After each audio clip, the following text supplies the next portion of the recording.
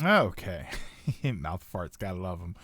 Hi. Hello, everybody. How are you doing? How are you feeling? Hopefully everybody's doing well and feeling well. Okay, Sorcerer, Ronin, Dragoon, Flash Monkey, Nephaloid, Marcos. What's going on? I hope everybody's doing all right. I hope you're feeling good. I hope you're having a good Friday so far. I hope you are enjoying yourself and you're able to relax and have some downtime. Hope you're having I'm not really having a bad day. I'm just having kind of a weird day. It's been a weird people day. Yeah, your Monday. It's been like a weird people day. Really quick. I'll chat really quick before we get into the game here. I walk to work in the mornings. But part of the way I can take a bus. So every once in a while I do that. It cuts some of my trip off, and it puts me near a Wawa. So I can go and get some coffee or something in the morning. And normally it's like 4:30 in the morning. Normally the bus is dead. Maybe there's one person on there. Like every once in a while there's two people. There were like 6 people on the bus this morning. It was so weird. So I go to the store and there's a bunch of people at the store. there's like more people came to my job than usual today. Like I saw people that I hadn't seen in a while. I leave there. I go run my errands, and I'm asking someone at one of the errands I was at. I asked her, like, has it been busier than usual? And she said it's been kind of busy, but it was also like people were just kind of rude. And then like the entire day, it was just very strange. It was like weird interactions at places. I think the gym was probably the most normal place I went to today. But then like walking home, it was kind of weird. Like there was a police police officer or something that stopped because these people had like I guess they were doing work or something, and there was a dog that was like leashed to a fence or something, and I think the guy stopped them because the dog was kind of like far away from them. So I don't know if he knew it was theirs or not. Like it was very strange. I ended up in like the Twilight Zone. Hi Trios. Hey Gaming Chuck, what's going on? I went to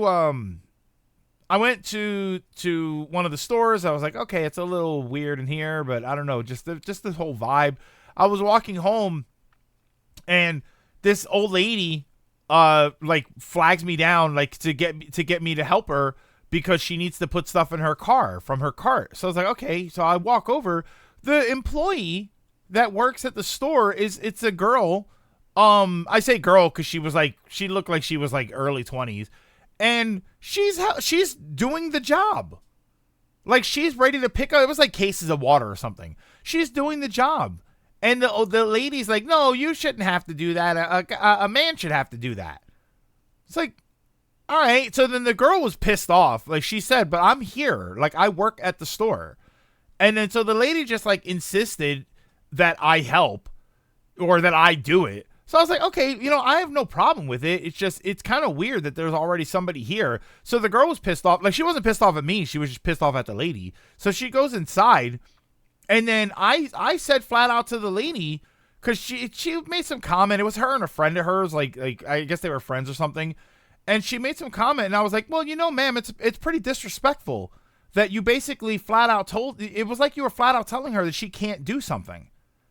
And she's like, but I wasn't saying that. I'm like, no, but that's how she took it. I mean, I'm happy to help you, but she was here to do that job, and she was very capable of doing that job, and you had no right to disrespect her by acting like that towards her.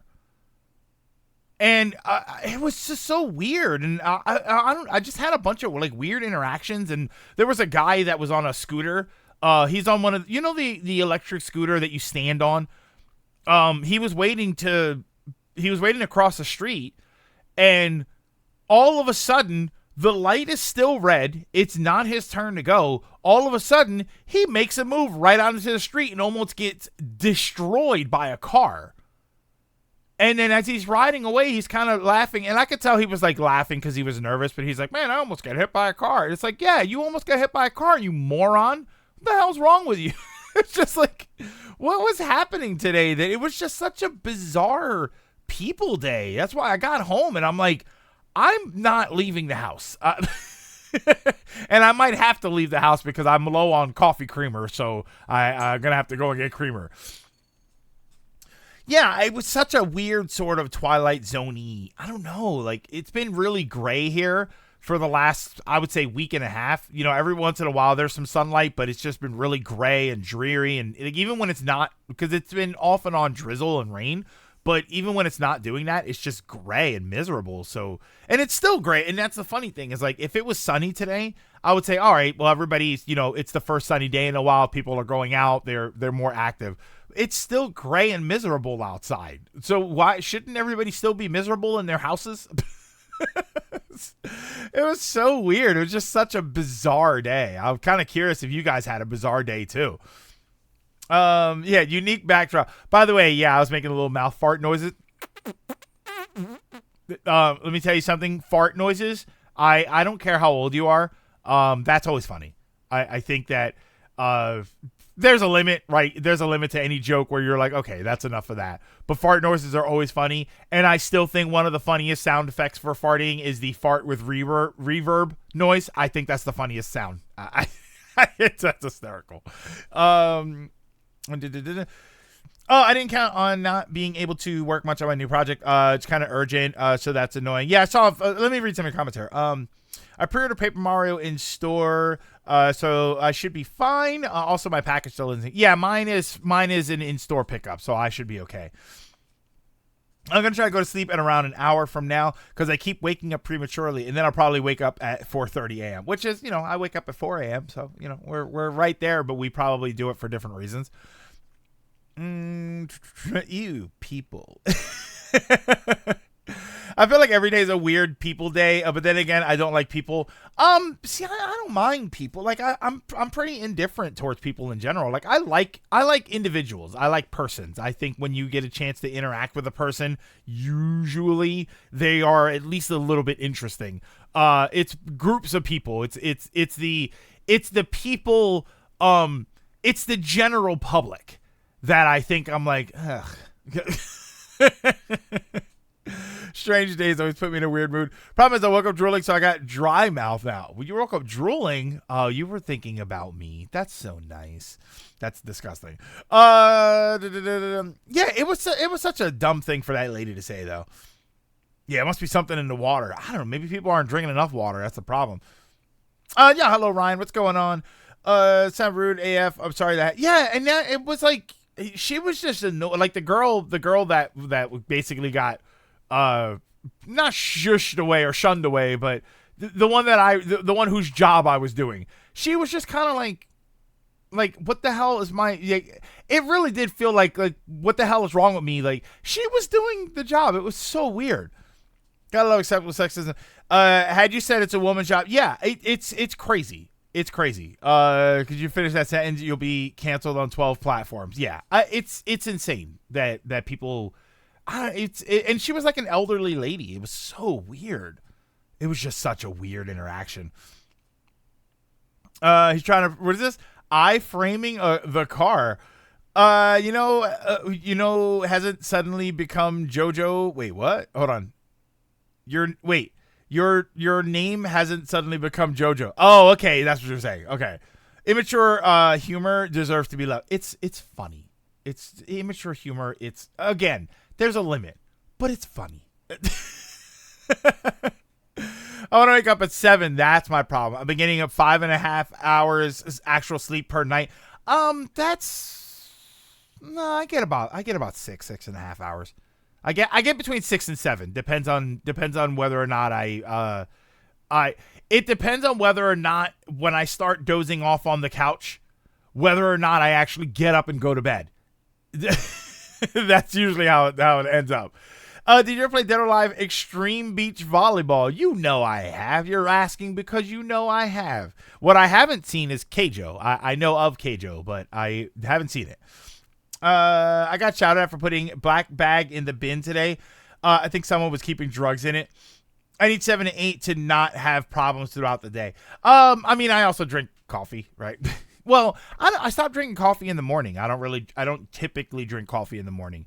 I switched back to tea. But I do have my coffee for streams. And that's, you know what the thing is with the coffee with streams? I've noticed the streams usually keep me awake. Like I don't think I've ever been streaming and like, hey guys, let's play some.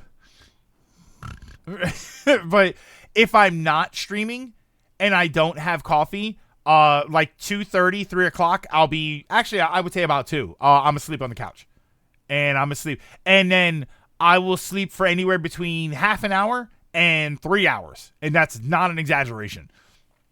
He said about a cyclist. It's funny because this came across my Twitter timeline today. Oh, thank you for posting a link to Twitter. What's this? I was going to defend the cyclist, and then he probably like attacked or something, right? What did he do here? Hold on. I'm letting it play out. Yeah, see, then he like was obnoxious about it. Yeah, like why would you think that that's an okay thing to do? You're an idiot. Ugh. It's so annoying. Oh, wait. Watch to the end. Let me see. Well, I saw him cross over. There goes the cop. Okay, so just the cop saw him. The cop didn't stop him. I can't start the day without a cup of tea anymore. Yeah, I usually do 2 cups of tea. I do You know what I got used to doing now? 2 bags of tea. I do 2 little, because I drink a little bit more. My coffee cup is a little bit bigger than usual, so I do two packets, sachets. What, I don't know what you call them, of tea.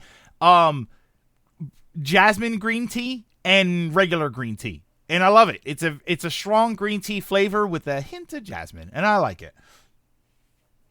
Midbound perfect sleep aid. Oh, yeah, on Twitter, just because you change. Yeah, that's what I was going to say. Like, I'm glad you posted that link. I got a notification when I went to Twitter today on the bottom of my thing that says my URL, like my personal URL changed. I guess they officially changed everything over to X. So now I have to go and, like, I think my Twitter, my Twitch page has my Twitter account. So I have to change that over to officially X. I'm gonna bring some snacks for that Paper Mario stream. Oh, I'm gonna bring lots of snacks for that. I am. Actually, I'm not gonna bring snacks. I'm gonna have food already done. I'm gonna have like the rice cooker full of rice, and I'll. Well, you know what? Oh, you know what I did the other day? We'll get started in the game here in a second. It auto directs, so it's fine. I did last week. I made ramen. So I made like ramen broth. But I did it differently. So I took pieces of chicken, like chicken breast, and then I threw them in a crock pot. And I did a mixture of soy sauce, like a cup of soy sauce, some mirin, I didn't have sesame oil, so I'm gonna put some sesame oil in this time. Green onion, I'll probably do like regular onion just to add a little bit stronger flavor. Green onion, garlic powder, and then water. And then I mix some water in there. And I put the chicken in, and then I put the crock pot on. And then what I did was the chicken was super soft, so I was able to cut it into like slices like you would normally have with ramen. Then I strained out the mixture, like the liquid that was in there, and I used that with some water from the noodles, and I did ramen, and it was amazing. It was incredible. So I'm probably gonna do that for the Paper Mario streams, just so that I can have some ramen. I bought new ramen bowls too. I was very happy. I went the few weeks ago when I went down to Chinatown. I bought some new ramen bowls. I was very happy. I got some really nice looking ramen bowls. I drink both coffee and tea. Coffee during the morning, early afternoon. Tea in the afternoon. You know what? You know what happened with me, Trios? I got to the point where like coffee in the morning, because of my job. It's because my job is very much a lot of downtime. I sit and I'm waiting for customers, and then it's a sit job. It's a sit down job. I found that depending on how I'm feeling, coffee makes me like jittery in the morning. I'm not doing enough to expend the energy that I get from coffee. So I find that coffee makes me jittery in the morning. And tea is much better. But then like tomorrow morning, I'll go to the gym in the morning and I'll get coffee on the way there. And then I'll feel energetic, but I'm at the gym, so I can work it off. And then they complain when you end up under their car. What's this? Like, wasn't it The Simpsons when they go to New York and the taxi cab driver yells at them, and then he's dragging a cyclist that's stuck under the car, and he's like, "Yeah, you jackass!" It's like they're in an accident, but they're both pissed off. I just have 2 cups of coffee, then water most of the day. But you should check the latest videos that are posted. The X videos are... Wait, what? Apparently the Mountain Dew codes aren't region locked, so time for you to drink lots of dew. Again, I don't have to drink the dew. I just need the caps. We have to wait to verify. Wait, what's going on? Hold on. For the Mountain Dew? What's this thing you said about... Lilac, what's this thing you said about X videos? You just kind of cut yourself off there. As soon as you get a P.O. box, I'll send you some of our finest tea. I mean, that's not bad. I don't mind. You know what I don't like? You know what I got out of watching? X videos. Oh, okay. I got you now. I got out of black tea. Like regular black tea. I never really liked Earl Grey. I was never really an Earl Grey person. Sorry, Picard fans out there. Never really an Earl Grey person. I got out of like black tea, and it's all green tea for me. Give me a nice green tea, something very light with a little flavor to it. And I have realized I don't like tea with lemon. I have a green tea with lemon that I can't stand drinking. I don't like it. I have a friend drinking dew for me. So you don't want some, was this PG tips? Earl Grey is rather, yeah, I don't know. There's something about Earl Grey tea that it's like, I don't know if Earl Grey tea is too fancy for me or if I'm not fancy enough for it. I don't know. You should always drink British tea with milk. That I think it's way better. Yes, I will absolutely agree with that. I actually do. I think people think that it's weird when I do that, but yes, any sort of black tea with creamer, yeah, I'm there for that. We shall stock you on Twinnings. Twinnings is actually one of the ones that I get. I get Twinnings. I get Is Twinnings the one? There's one of them that comes in like foil. Bigelow? Wait, hold on. Bigelow tea? Yeah, I don't know anything about tea, right? So these are probably like dirt cheap brands. These are probably like the worst kind of tea ever. But I like the Bigelow brand tea. I do like the Twinnings. Twinnings is always like more expensive though. They're always expensive for me. Yeah, these are good. These are good. Yeah, Twinnings are the one that I like. Look out with that search. Oh, what? Bigelow or X videos? Wait. Oh wait, Twinnings. Yeah, I mean, you know. Oh, look at that. It already came up. I'd say it's a biscuit flavored Yorkshire tea. I've been addicted to it for over a year now. I really should just break down and Dragon's going to yell at me. I really should just break down and get a P.O. box, huh? I like black tea, with my favorite being black tea infused with Irish cream and Melroses. But Earl Grey tea I can never get into. I also love green tea. I just drink it straight up. Yeah, green tea. I can drink green tea just like with nothing in it. But I do like a little sweetener. I love a little sweetener in there. Is it Twinings? Okay, I just say Twinning. See, Twinings to me is one N. Because twine is Twine. So twining would be one N. So I would say Twinnings.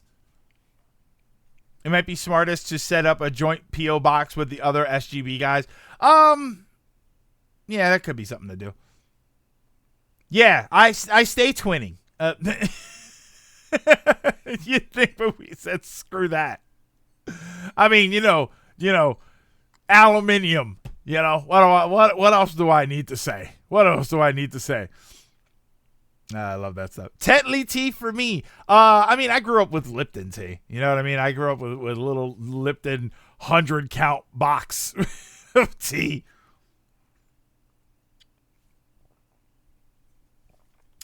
You don't need a P.O. box to get stuff from me. I just hand it over to you at TMG or send it to John, who will forget because that happened last time. It was like, wait, I have this for you. Let's behave and not send anything weird in that P.O. box. I mean, you know, I'll always take something weird, you know. Let's not send anything illegal, right? Let's not maybe we don't try and send Uncle some edibles, but you know. Lipton the Third. Fun fact, the guy that discovered aluminium was going to originally call it aluminum, but thought it sounded silly. Yeah, Lipton is like the Lipton's like the store brand for tea, right? It's like because I get the store, I guess it's the store brand from Lidl, and their tea is great. They have a jasmine tea. That's another weird thing about tea. For whatever reason, I can't find jasmine green tea all the time.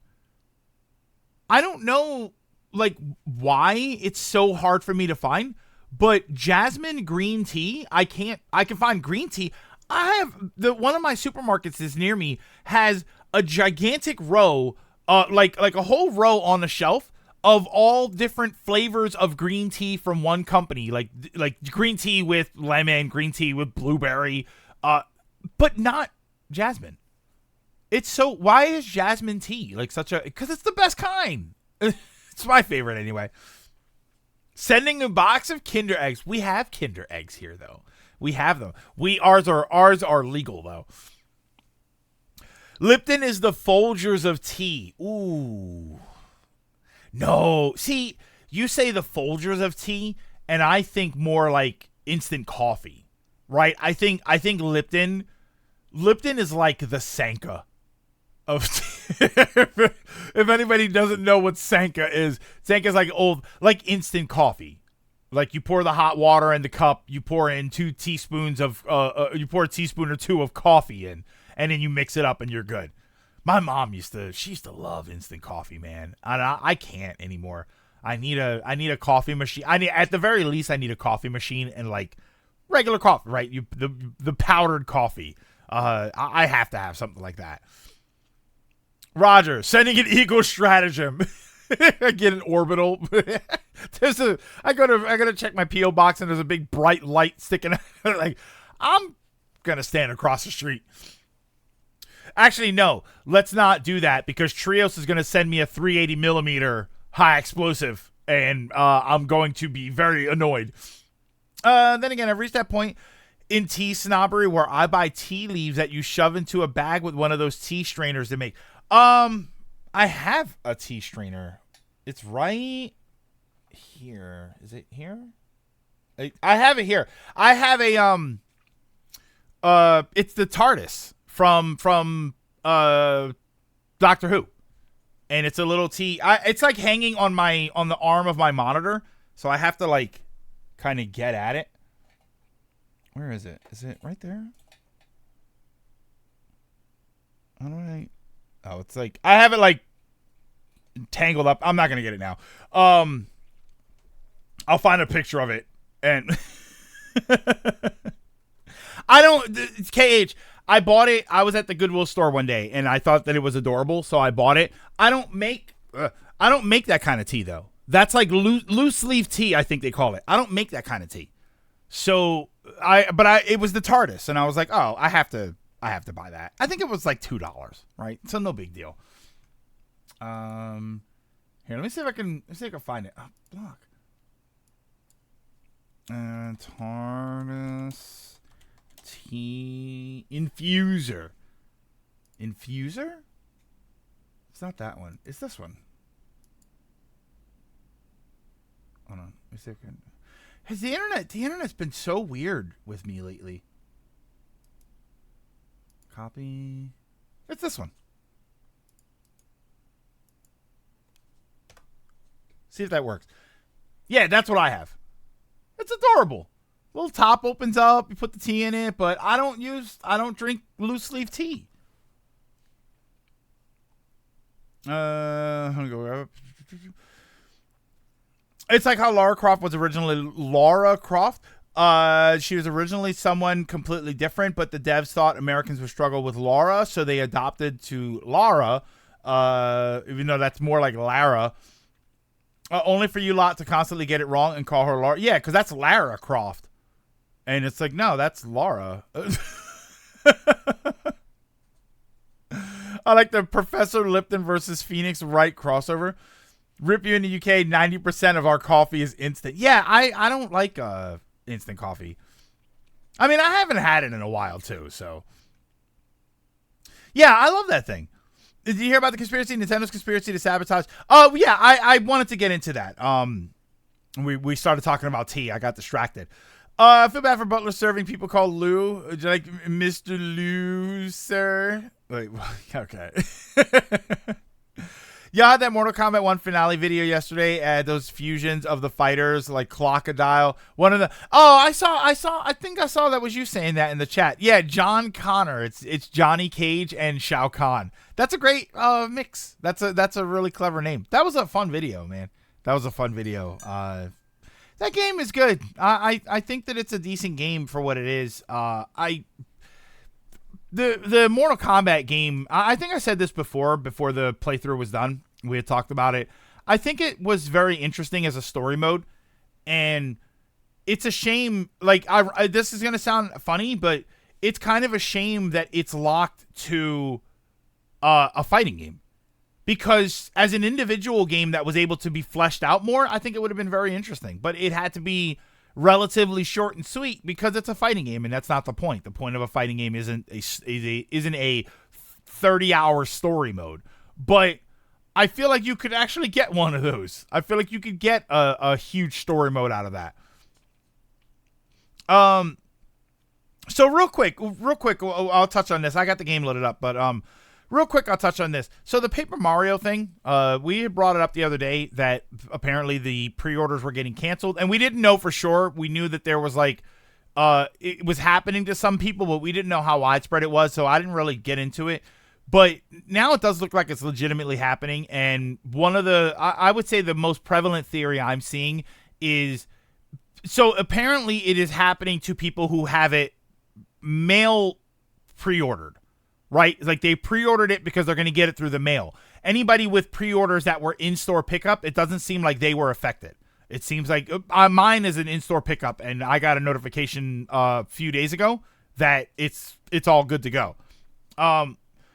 So one of the working theories right now is Nintendo is trying to make sure that nobody gets it early. So they are canceling, which is just kind of a weird thing to do. I mean, first of all, it's kind of a scuzzy thing to do if it is Nintendo that's doing it. I do feel like Nintendo has some, like, something that they're not saying. My copy's being mailed to me. And apparently people are saying that they're getting notifications that their Target versions were sent. So I don't know if maybe Nintendo missed something or if the Target ones got out too fast, but people are saying that they are getting emails that their Target pre-order was mailed out already, but I don't know how long it takes for them to get those. Can you imagine MK World of Light? I agree. The conspiracy sounds like tinfoil hat stuff. Amazon straight up canceled my order a month ago alongside Luigi and Endless Ocean. Those were the big three that apparently it kept happening for. Getting it from a mom and pop store downtown. I assume they're doing this to limit the amount of street date break. Yeah, but it's on US it's only US that's having this happen? Really? You got yours from Target? Okay. My pre-order on Amazon in the UK seems fine. Maybe it's being done by, yeah, so it might be being done by NOA. Oh, the catch is that people are also coming out and showing proof that their copies have already shipped out today. But I've only seen those from Target. The only ones that I've seen that said with emails that said it's been shipped out is from Target. I haven't seen anybody with an Amazon or a Walmart pre-order that says, yeah, it was shipped. So I'm only seeing Target. Yeah, and I haven't heard anything about GameStop. I know people are going back and forth with GameStop, but I haven't seen any pictures for that. Given how they are advertising it, I don't think they're sabotaging. No, it's not that they're sabotaging Paper Mario. The thought is that they don't want copies getting out early, because that always happens. I feel like with every release, you pre-order it through the mail and it shows up 2 days early, and they don't want people ruining it. And if I may put my tinfoil conspiracy hat on, I would say that they don't want pre-orders getting out early because they don't want the game spoiled, because there's some big surprise that they don't want to say. I still am of the mind that there's something that we're not being told. I'm still of the mind that we are going to get this game and it's going to turn out that they also did 64, right? Or there is a whole Luigi game on there. But if they send it out and people find out early, it's going to ruin the surprise. Yeah, when you beat the game, you unlock 64, or it's in the menu, or there's. I'm still of the mind. Yeah, no, there isn't. Straight up remake. You wish. I do wish, and I admit I have no reason to believe that. There is zero evidence to believe that.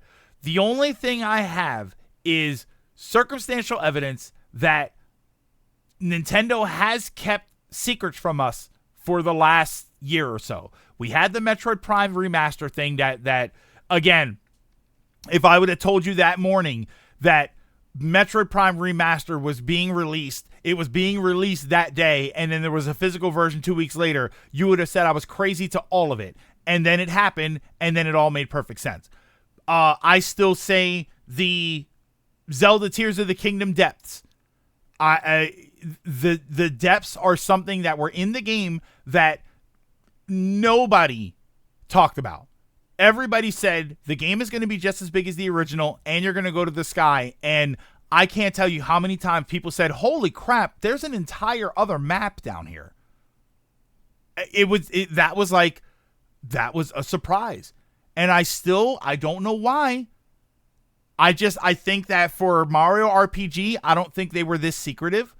For some of the other releases, some of the other games, right? They weren't canceling pre-orders ahead of time for Princess Peach Showtime.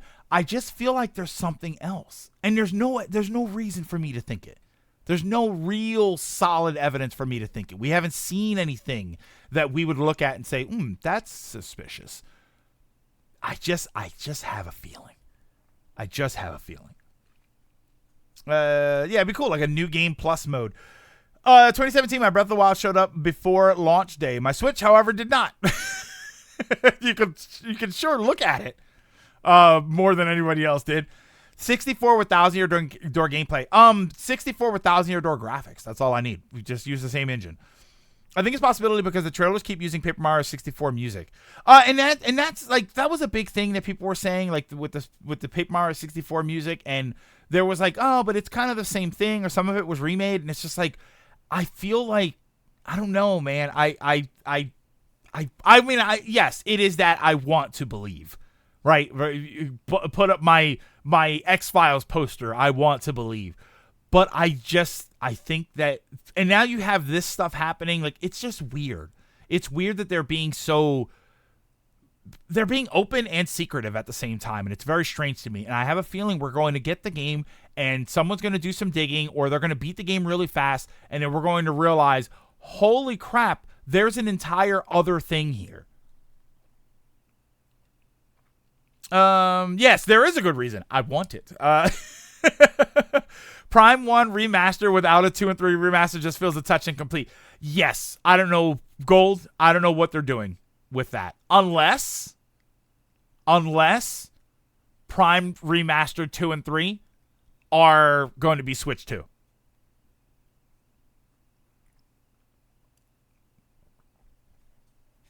Maybe the Prime Remaster games will be cross-gen, right? Because we keep questioning whether or not Metroid Prime 4 is going to be cross-gen. Maybe the Prime Remaster games are going to they're going to be cross-gen, and then 4 is going to be Switch 2 only. Maybe. Or maybe they did not alter the script in a certain way, and they don't want people finding out about it until launch day. Yeah, it could be anything like that. Realistically, it could be anything like that. This game was announced really early. Early, but it's Nintendo, so it's not Blade early, right? I think it's just to combat scalpers. I don't know. I wonder if it's the combat scalpers. I just feel like there's some information that we don't have. I feel like there's something. Here's what I would say. We're right before we get started here. We're gonna jump to that. Here's what I would say. I'm gonna try and go through your comments real quick. Remember when they didn't tell us the name of the Breath of the Wild 2, and they said it was going to be a spoiler, and then when they told us what had happened, right, because of the stuff with the Queen, and then when they told us the name, we went, oh, that's why they didn't tell us. I feel like there's going to be a thing that we're going to play this game. We're going to see, like, we're going to boot up the game, and we're going to see something. And either when we start it or when we beat it or something, we're going to say, oh, that's why they didn't want the game getting out early. I just feel like there's going to be something where it's like this was the thing that they didn't want people to find out ahead of time. They wanted it to be a big surprise. They wanted it to be a release day surprise when people said, holy crap, I can't believe this. Yeah, and Lilac, realistically, it's not going to be anything. Realistically, it's nothing. 1,000 door has a level ceiling of 99. Just getting to level 45 is massive overkill for the super boss of the game. So I hope there are content to make you get to level 99. Well, there's the Pit of 100 Trials, which you, again, don't need level 99 for that. So I'd be curious to see, was it, Gold, was it 99? I thought it was 50. Why did I think the level cap for 1,000 year, for 64 and 1,000 year door? I thought it was 50. Every major Nintendo leak for a major game has happened in America, and it's happened for almost every major game so far. Most have been from either early release via mail or breaking street date. So yeah, so this would be the region. If you're trying to curb that for some reason, this would be the region that you do it for. You think Metro Prime 2 Remaster will have online mode for its multiplayer? Can I be honest with you, Kia? Can I be completely honest with you? If I were a betting person, I would say they're just going to remove it. If you ask me to bet my bank on what they do with the multiplayer, I would say that they just remove it. I would say that, or they'd leave it local. I don't think they would support online multiplayer mode for Metroid Prime 2. I really think that they would just remove it. I think that they would just get rid of it. Paper Luigi and the New York Dublin portal. Oh God. 64 was 30. Okay. I get to around level 55, I think, for the pit. I had like 75 HP and FP. Yeah, and even then you're kind of like, that's kind of overkill. I mean, maybe there's a hard mode. Maybe there's a new game plus with a harder mode. God, I really can't wait for this game. I can't believe that exactly 1 week from now, we're going to be sitting here and we're going to have already played it yesterday and we're going to be playing it again today. I'm just like, I'm like tingling for this game. I'm going to play the multiplayer like twice. Yeah, I did it once. I played it once, you know, with John, just to see if how he felt about it. If Prime 2 and 3 come, becoming more like Pikmin 1 and 2 and then Prime Remaster, straight up ports. That's what Marco's, reworking the controls rather than the brand new textures. That's what a lot of people think. A lot of people were saying that they think 2 and 3 are going to come together just as enhanced ports with new controls for Metroid Prime 3. I don't know. I feel like they'll put some work into it. Considering they already have to put work into Prime 3 to change the controls, I feel like they're going to do... And they already have an engine, right? You don't really need to do anything crazy. You just need to use the same engine it used for Prime Remaster.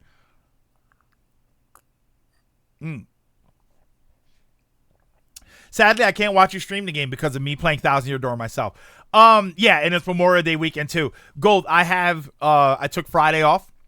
So... I'm going to Thursday morning after work. I'm going to go and pick up the game, and then we're going to stream all day Thursday. And then Friday, Saturday, Sunday, Monday, because I have Monday off for Memorial Day, going to be streaming like at least 8 hours a day. Going to be playing as much as I can. I want to try and beat it. I'm going to try and beat it that weekend. All right. So let's switch over here. Let's switch this over.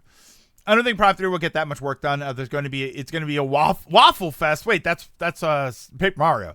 A waggle fest. No, I think that they're going to rework it just like they did with well, not just like they did with Skyward Sword. I think they're going to actually just the thing is Metroid has a non-motion control scheme already. You know, and for anybody that might say, well, no, they're not going to change up the controls that much. Didn't they add an entirely new control setup for Prime? For Prime Remastered? Which, to be fair, with Prime Remastered, I love the dual stick setup. It's very familiar. It's what we're used to for those kind of games. But I will admit, it's not as smooth as any other game that is made for it. I found it like 98% smooth, 2% clunky with Prime Remastered. It was still very playable. I still loved it. I kind of want to play the game again. But it was like, I can tell this game was not built this way, and they did this later. Like, I also know, though, so. Yeah, like playing that in something like Doom feels very fundamentally different. It's very different. I can tell one of these was made like it moves like butter with those controls, and the other one is Metroid. And it was like, it's good. It's playable. It's definitely better than what we played before, but it was kind of like, this needs work. This does need some work. You can probably fix it with like a higher sense. I feel like a higher sense would actually fix that. It's really funny and cool as how excited people are for Paper Mario. Like they're at a new game level. Well, that's the thing, Dragoon. It's been so long, and Thousand Year Door was never remade or put on anything. So for a lot of people, not only is this actually a new game, but think about this. Think about younger people that have been checking out Paper Mario games and been hearing the entire time how all of these games are inferior to Thousand Year Door. Now, this is it. Here's the game. Here's the game that they've been hearing about for so long, and they get to play it. Agree, Nintendo Thousand Year Door trailers. Paper Mario 64 has a better soundtrack. Yeah, so maybe that's it. Like, Prime 3 had twin sticks in the early stages. Yeah, but it came out as a motion control game, and it was like, yeah, it was good. I love Prime 3. It's been a while since I played Prime 3, so I do want to go back to it. But yeah, at this point, I would rather just have a twin stick game. And they'll play with all these expectations and see that, and that's the thing, Lilac. And again, this is definitely me hyping it up probably more than I should be. I think that Thousand Year Door lives up to it. I think that there's no reason to not go into Thousand Year Door expecting anything other than what that game delivers. And as long as you're expecting that, it's going to deliver. I legitimately do think that about Thousand Year Door. In that it's like Chrono Trigger. It's like if you play Chrono Trigger. Like when you tell people who are into those games, right? Who are into the more retro style RPGs, the old school JRPGs. If they say, oh, I just, Chrono Trigger was never on my radar, so I never played it. I tell people, if you play Chrono Trigger and you like those kinds of games, you're going to like it. You're going to love it. And yeah, people come back and they're like, yeah, it was incredible. It was fantastic. Oh, imagine if it comes out and it's broken. I would openly weep. I would be heartbroken if that happened. Oh, it's Sky Pirate. Thank you so much. See, you got the 7 stream streak going on there. Thank you. Hold on, let me change the stream topic here.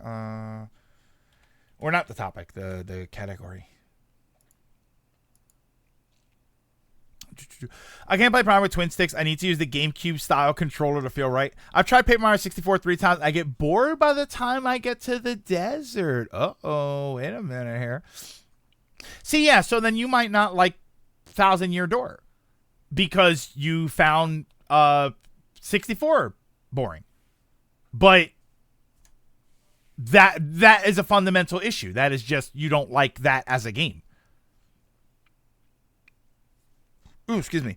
Ended up liking Majora's Mask way more. Interesting. That to an extent, but I'm really more talking about how old fans are saying, I'm excited to revisit this. I'm not seeing, but it is there for sure. Oh man, I'm so excited to try this after Origami King. Yeah, I mean, I'm not seeing that. I mean, to be honest, I don't see anybody talk about Origami King. That's the problem. Yeah, I'm not seeing it, but I don't see anybody talking about it,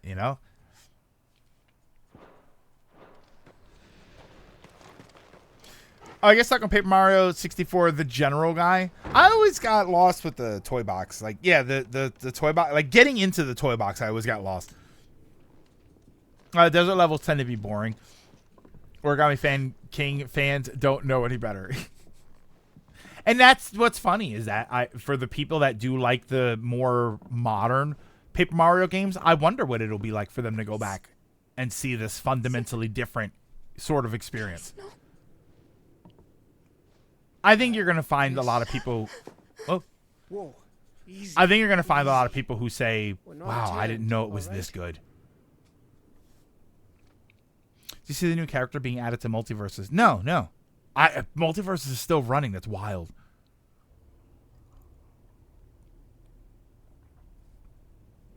I prefer Mario and Luigi and Super Mario RPG, so I already see it as inferior. I still haven't gotten Mario RPG, the new one. Oh, the general guy's always giving me shit. What game has an exciting desert world?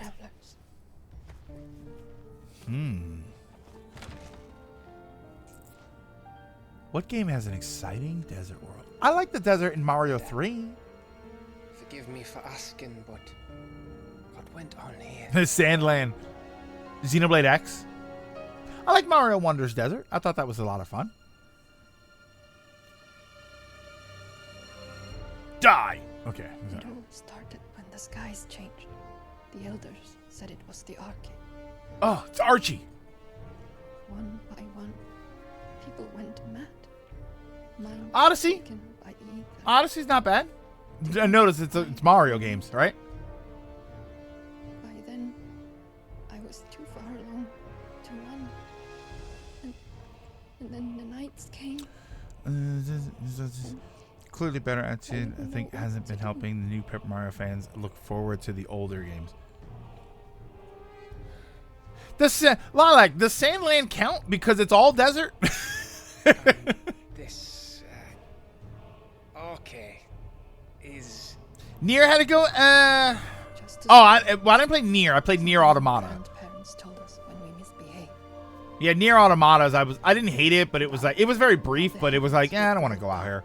Before the land took her last breath. Oh, there is Forest Land. Well, wait, that sounds like a different game. The end of the world. You said the others went mad. But where did they go? No, they were furious. They all left. Oh, it's a neighboring nation. That's the other game. Drawn east to the tower. Drawn To east. the elders. And if you love the new games, actively told me people acting like that makes him nervous about the older Paper Mario games. Yeah, his expectations are kind of built on something different. It'd be like, you know what it'd be like? It'd be like if your first Paper Mario game was Super Paper Mario. He did this. Of course. Who else could it be? Stellar Blade has a good one. How about the Naru Desert in Skyward Sword? I did not like that area. And what about her? I hated that area. Hasn't cracked. That was the one where you gotta like hit the things and it reverts the area around it back in time, Be protecting so them it from makes the evil. machinery work and stuff. I Can't think of hated any that other area. explanation. You mean it's a bearer? Ah. It won't matter what it is once Ultima's magic takes hold. Time's running out.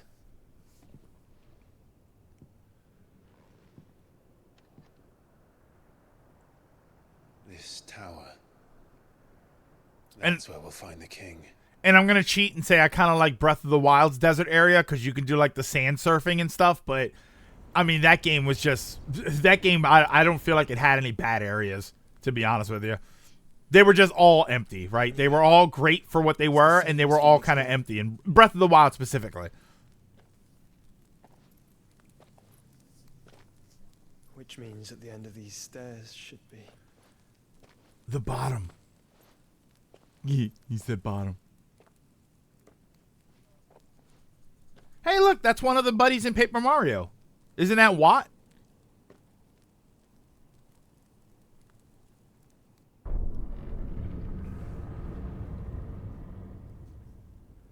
Yeah, look, that's Watt from Paper Mario. There he is.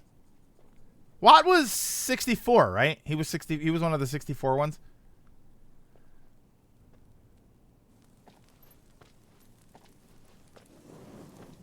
What if that's what they did?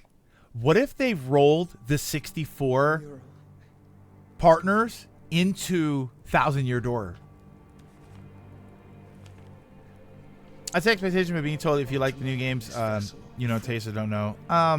It depends, but that, you know, but again, Dragon, we say it all the time. That depends on who you listen to. Titan, Bahamut, Odin, Oh, wait, here we go. even Leviathan the Lost is here. Ah. You do have a bow cameo in Thousand Year Door.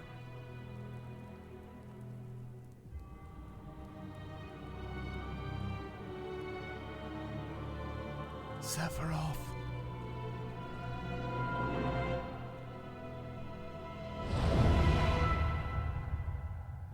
Ah, there we go. He's starting to realize it. By the founder.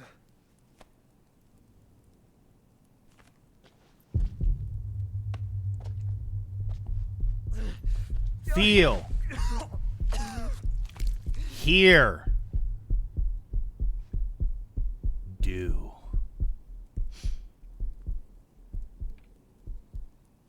Thought it was bow. So that's what you want. No, I thought it was bow because she wears a big bow on her head, doesn't she? Yeah, I always thought it was bow because she has a big pink bow. Or is it red? It might be red.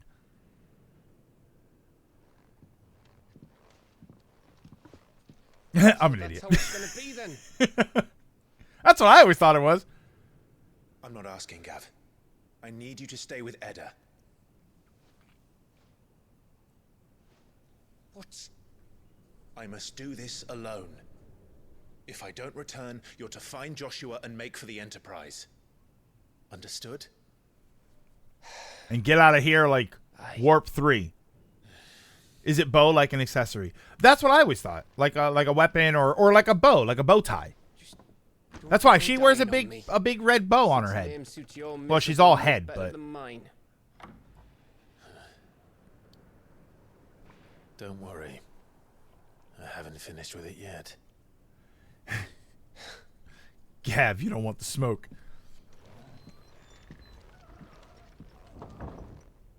No. Gav doesn't want the smoke, but he wants to help Clive walk through the fire. Oh, see how nice that was? That was so charming. Even here just a few minutes ago, we make a joke, making a joke. We tease about it, but it's so common here. I mean, yeah, obviously it's you know, you want people that tease about it. You don't want people that are actually legitimately pissed off. This way. If Barnabas is controlling the Akashic, Clive is the fire. they'll follow. And so will I. I can't climb. I just wanted to climb on it and jump off of it. That's literally all I wanted to do.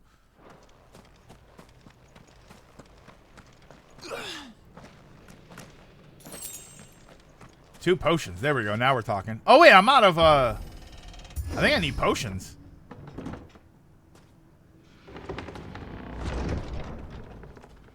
Hold on.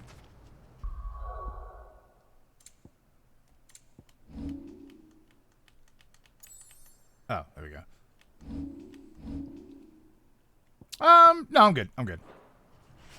This game is a manual jump button, but not 7R. And it's probably the most useless jump. I don't like the desert levels on Mario 3 because the sun scared me as a kid. It does kind of scare you. It just starts flying at you.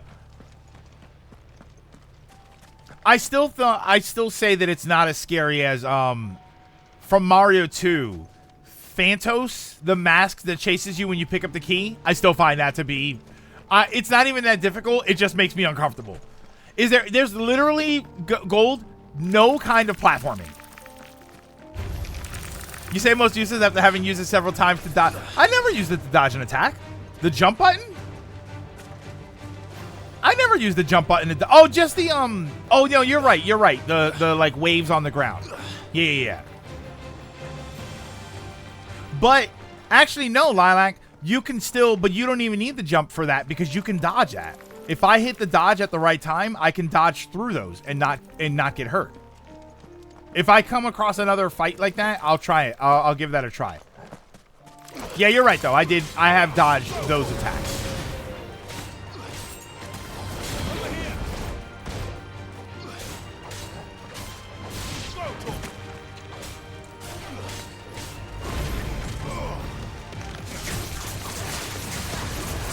You need skill for them. I mean, no, you don't, Lilac. I can do it.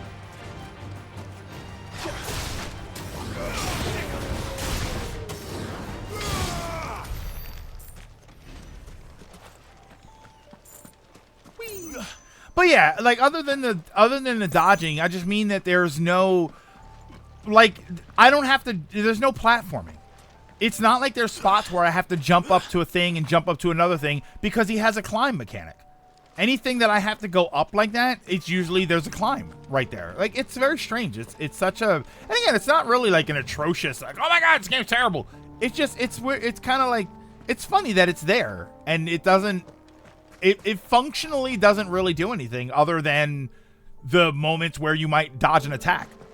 The Phantom Mask of Mario Advance, the GBA remake of Mario 2, is worse because they grow as they chase you. That sounds terrible. You know, I never played those. I always thought that the Mario Advance games... There's something there. I can feel it. But now's not the time. Okay. I always thought that the Mario Advance games were just, like, slightly enhanced ports. I didn't realize how much went into them. So I really need to sit down and go back through those games. Like, well, not go back through. I need to go through the GBA versions of the games and just see what's different. I should do that on stream. We should make that a stream.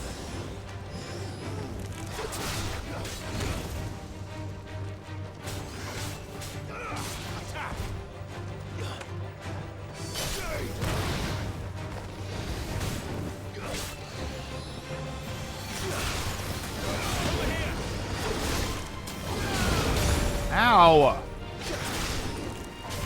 You know what? Here, hold on. Ah, come on, no way. Oh wait, this thing goes in the air. I always forget that that does that.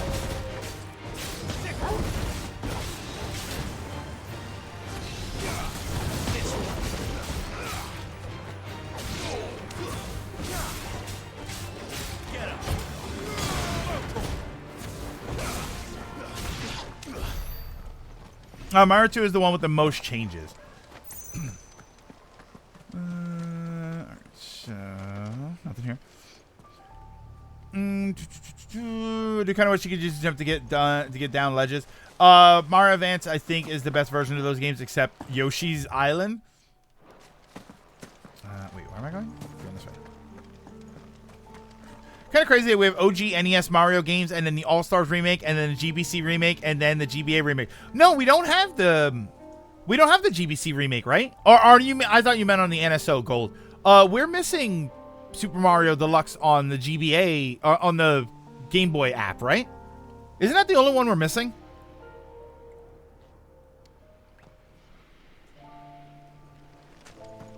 Mario Advance 3. Oh, Mario Advance 3 is Yoshi's Island.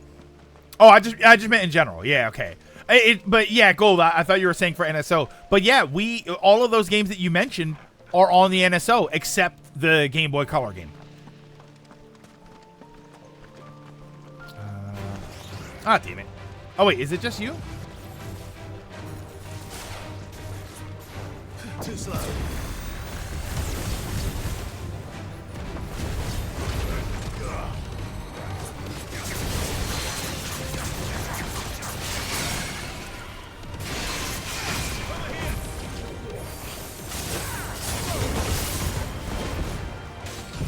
Ah, damn it. Yeah, I think it was on the Wii U shop and the Wii shop, but it's not on NSO.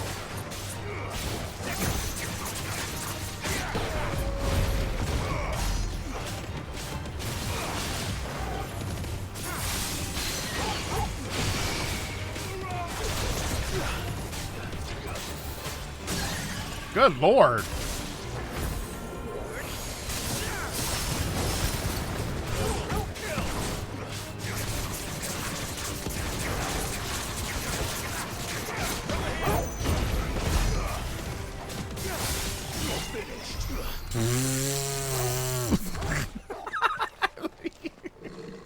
Good Lord.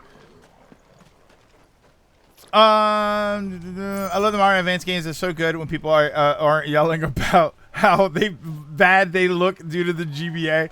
I forgot the Deluxe was on the Wii U shop. That's how it should be. Like Mario 3, here's NES, All Stars, or Advance. Take your pick. Yeah, what the hell? I almost feel bad for him, man. I didn't even give him a chance to do stuff. Mario Advance games are that's the thing that drives me crazy is about those games. I cannot stand that. Nothing bothers me more about the Mario Advance games than what is it? What's the order? Advance 1 is Mario 2. Advance 2 is Mario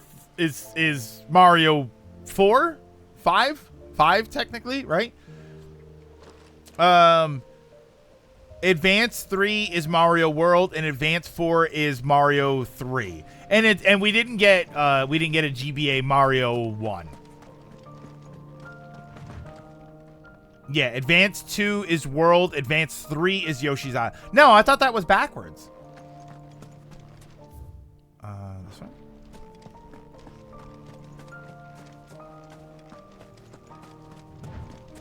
I had Advance 3 growing up. Oh, you got 2. Okay, you got 2 and 3 mixed up. Okay. No. See, going back the wrong way.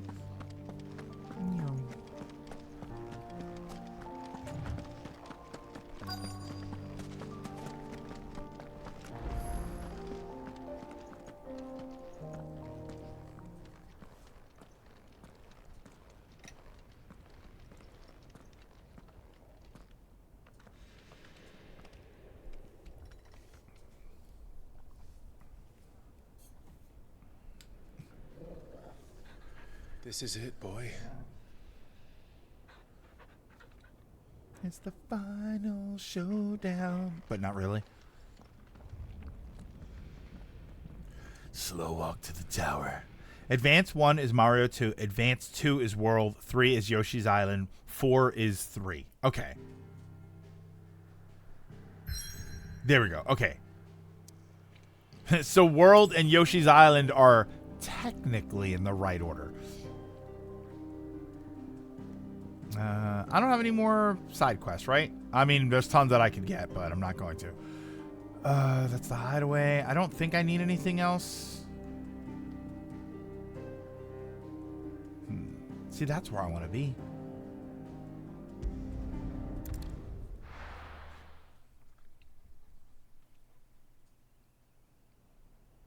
I'm kind of bummed that they didn't do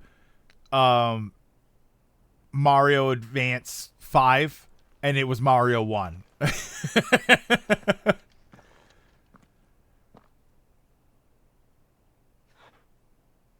Like at least complete the loop. Barnabas.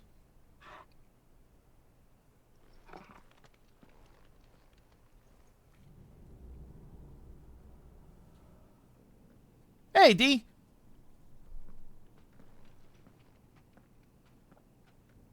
The world map feels like it's kind of in a HD 2D style. I mean, I didn't know until last time, like not last stream, maybe the stream before, that you could like tilt the map and stuff. I find the world map, it's kind of a strange thing to me. I mean, I guess it's not really. Here we go. How did I know that would work?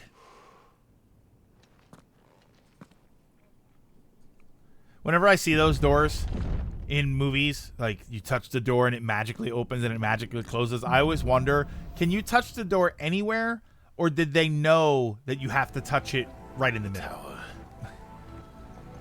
It's alive.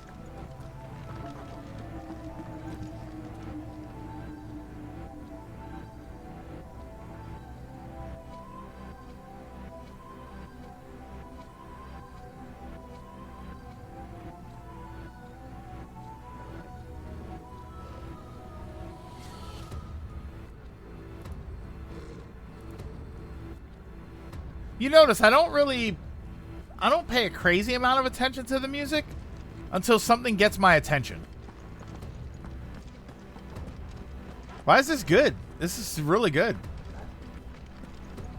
They already did it with Mario Bros. Deluxe. Yeah, you're right. The Mario 1 was the only one that got a Game Boy release, so. More echoes of the floor. They seem to feed on ether. Whoops, I didn't mean to do that.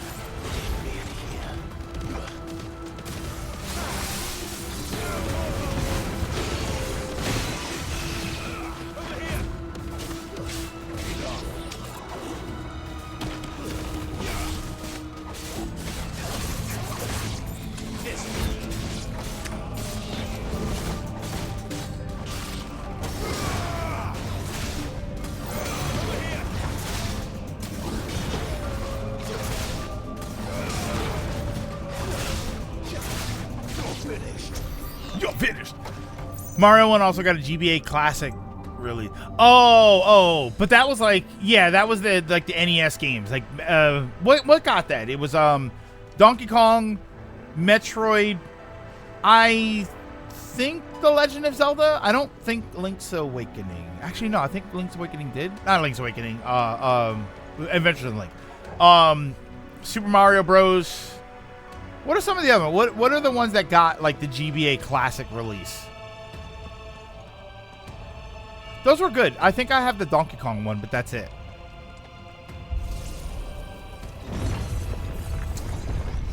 At the time of the GBA's launch, that game would have probably been sold in stores alongside the GBA.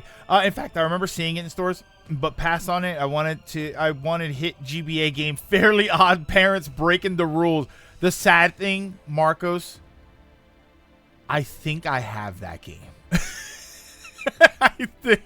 I've never watched or played Fairly Odd Parents, and I think I have that game. It's a specific spot because usually other people aren't in unless they're defending the place or villains following them. If you could choose which 2D Mario game would you want fully remade for current next gen, Mario 3. Mario 3. I think that the things that happen with Mario like Wonder, that's how I approach that question, Gold. I look at Mario Wonder and I say, which game would I want them to do this to? And Mario 3.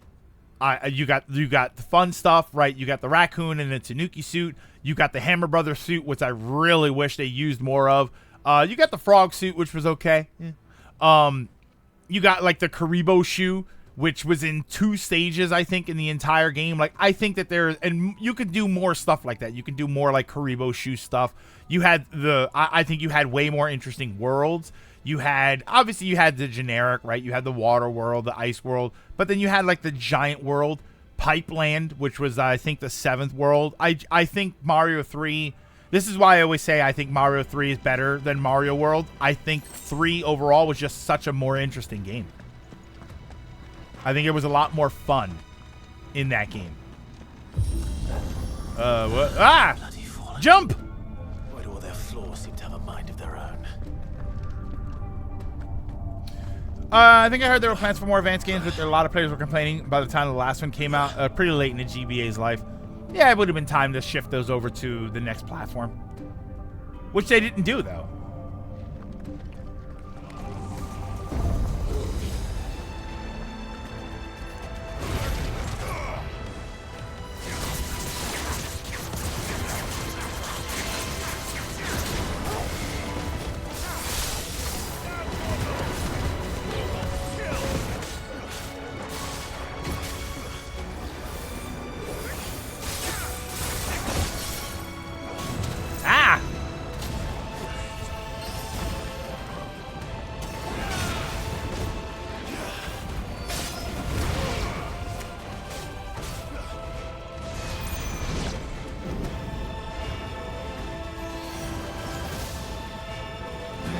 Trying to decide what I want to do here.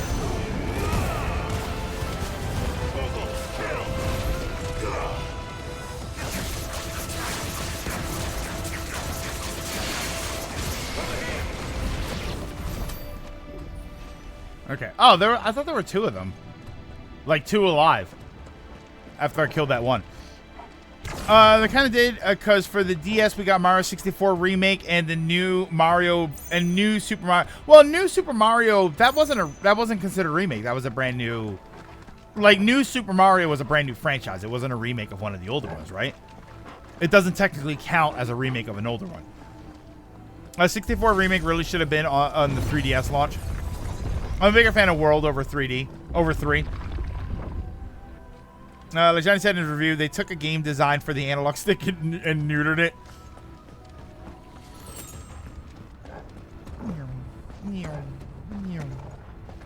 Yeah, I was always a 3 person. I thought 3 was just the better game. Ow. Ow!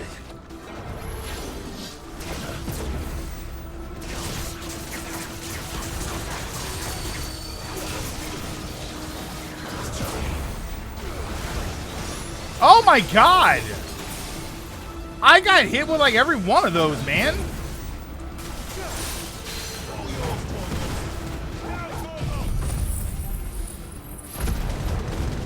I had to burn a bunch of potions. That was terrible.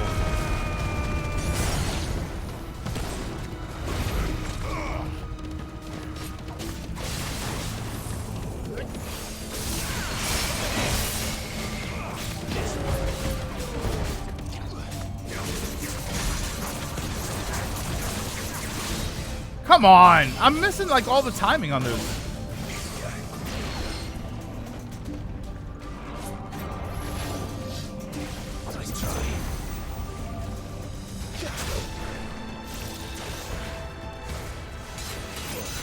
Dodge!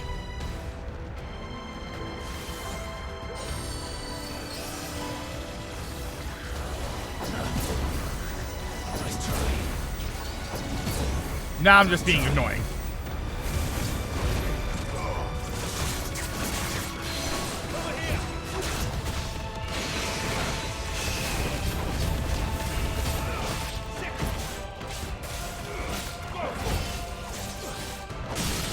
Whoa.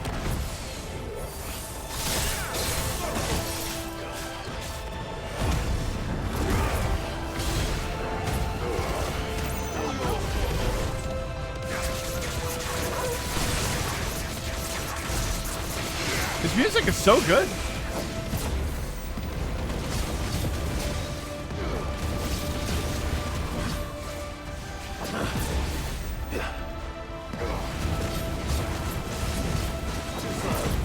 Good lord. Whoa.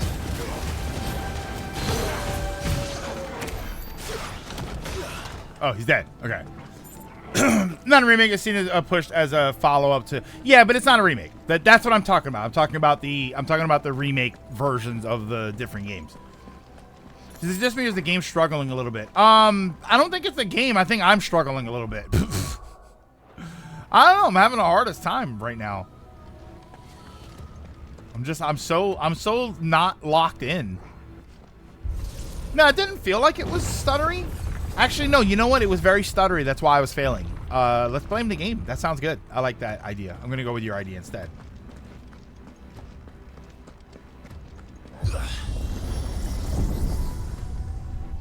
If they bring something back, I kind of want a different Mario game because more Mario 3 gets callbacks all the time.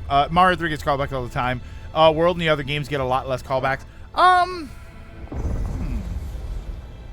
think World, I mean, it kind of does. Yeah, I mean, there's a lot of enemies from... See, I don't know. I feel like there's... Like, both games have the generic enemies, right? Goombas and stuff. You know, your Koopa Troopers and whatnot. I think that both games have a bunch of enemies that we don't really see a lot of anymore. Right? 3 has, you got the little spike guys that have the big spike balls that come out of their mouths. Yeah, I feel like you kind of rarely see those. What were the little... They weren't piranha plants, but they were the little white ones. They were not in the pots. And like Mario 3, I think, was the first game that had them. Mario 3 gets levels and world design callbacks so much. Yeah, I feel like there's a lot of world enemies that you also don't see that often. So I think 3 has some of that stuff, but yeah, probably World has more. You got like the dinosaurs, like the Renzers and stuff, and ow.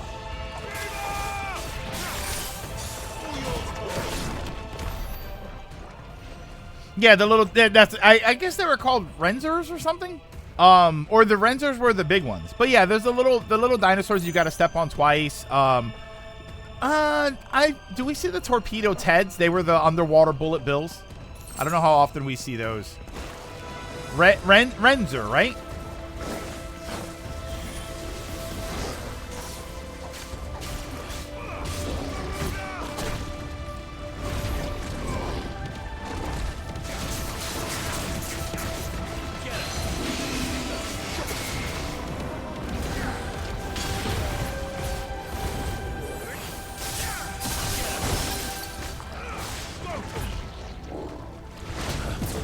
Whoa.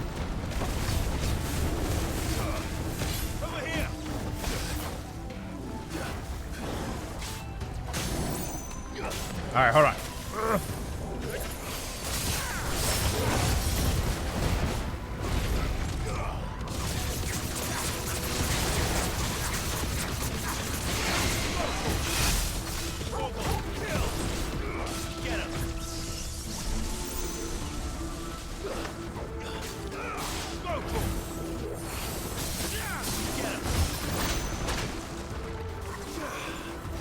Oh wait.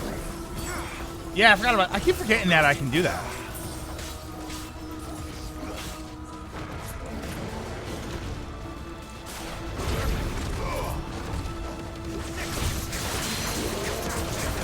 All right, save. There we go.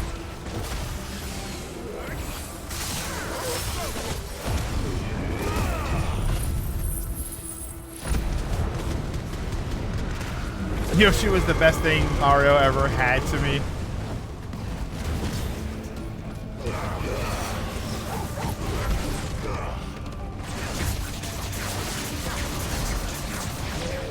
All right, here we go. We did that much better than last time.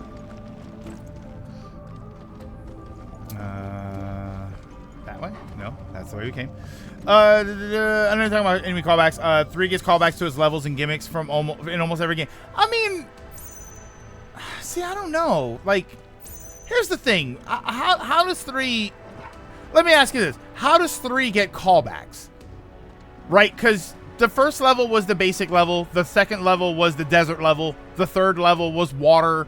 Right? So, like, it's not really a callback if you have a watery level. That's just, there's a water level. That's like saying Ocarina of Time called back Mario 3 because it had a water temple. Right? So I feel like the things that were extremely unique, yeah, it's more a trope. The things that were extremely unique with Mario 3 were like the giant world in stage 4 or the pipeland in stage 7. And I think they don't get really called back that often. I feel like those are very uniquely Mario 3 things. And, you know, I don't feel like they get called back very often. It gets music callbacks, enemy callbacks, gimmick callbacks, and in many cases, level chunks in other games. Well, music callbacks, I mean, that's kind of... But that's, I don't know. Music callbacks is kind of tough because...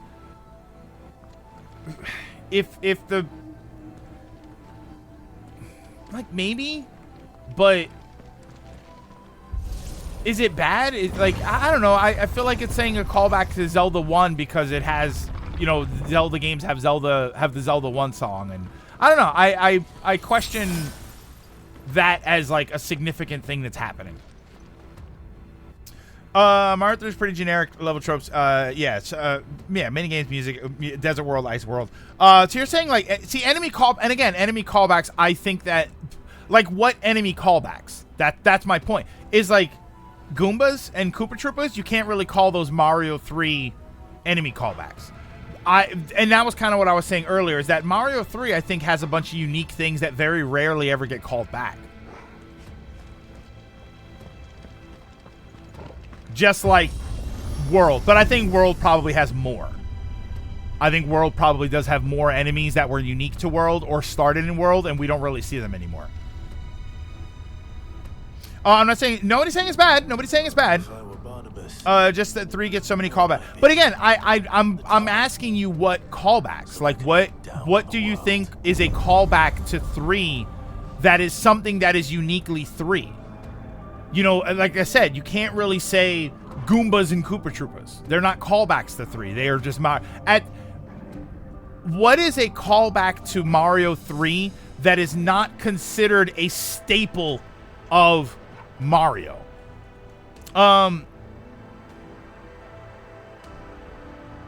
You're saying the above, but I think that there's a lot of that stuff. Music callbacks, music callbacks I'll give you. There's always a lot of music callbacks.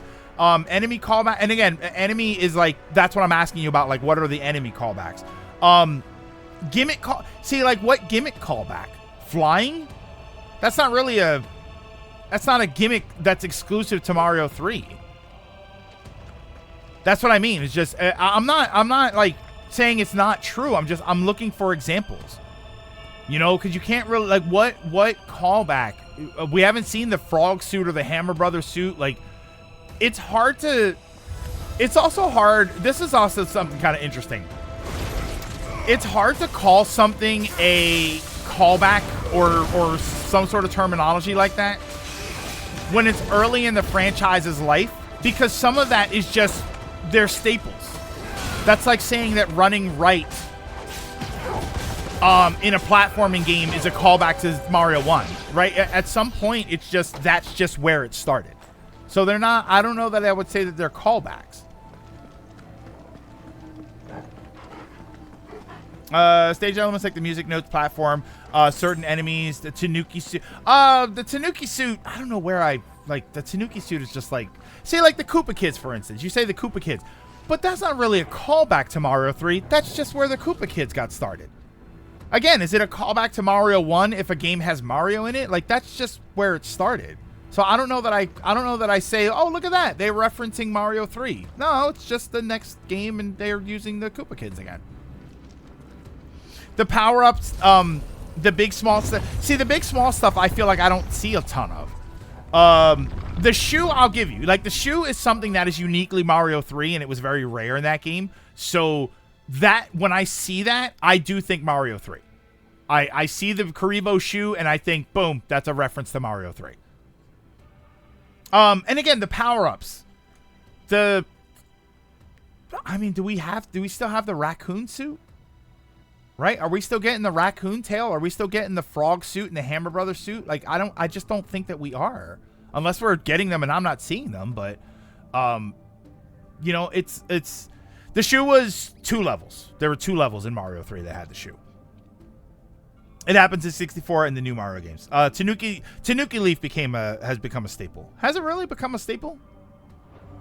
Like, what games use the Tanuki suit as? And again, I'm just asking. What games use the Tanuki suit as, like, that's the big power up?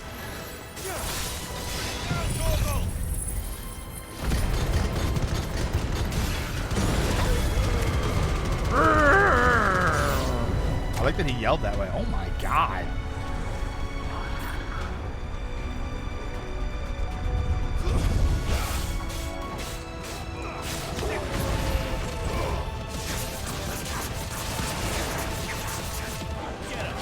Come on, come here.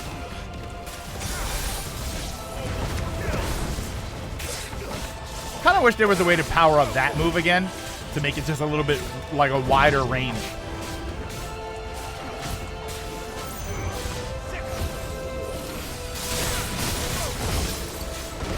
Yeah, see, this is my big AoE build. I really need to do a single target build for bosses.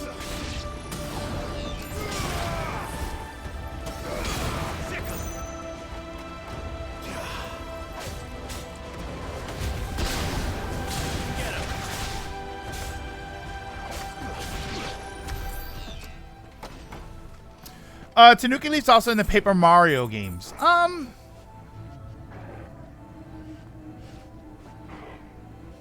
Oh, you mean, okay. I think I know what you're talking about there. Galaxy has music from 3. I remember one stage did. Mario Land has in World, Tanuki Mario is his own entity in Mario Kart 8. Airship song, but those are awesome. Yeah, and again, that's why, like the airship song. I don't think that the airship song is a callback to Mario 3. I think that's just the first game that used it. Again, there's a difference between a callback to something and that's just the first game that did it. It's in Super Paper Mario and Color Splash.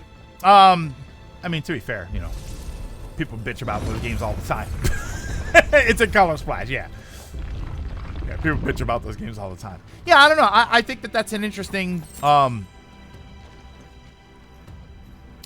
no, I meant the airship music specifically. I was thinking about the airship music specifically. Yeah, airship levels I think are going to be. And again, it's just I could call that. I could say that that's a callback. I can say that immediately makes me think of Mario 3. But again, that's kind of my point, and I do think that's an interesting discussion point. Is, you know, at what point is it not a callback? At what point is it just what the game does? You know, again, you mentioned power-ups, but when we get the Fire Flower got its start in Super Mario 1. Does that count as a callback? You know, it's at that point, that's just something that's in the game. That's just something that's in the franchise, I should say, not even just the game. Uh-oh, wait. 64 gets called back. Yeah, 64, I think, gets some callbacks, right? The mushroom is a callback to Mario 1. The mushroom, I think the mushroom is actually a callback to Terrible Food. That's what I'm going to say about the mushroom. Hold on. Give me a minute. Let me run to the restroom, and I will be right back.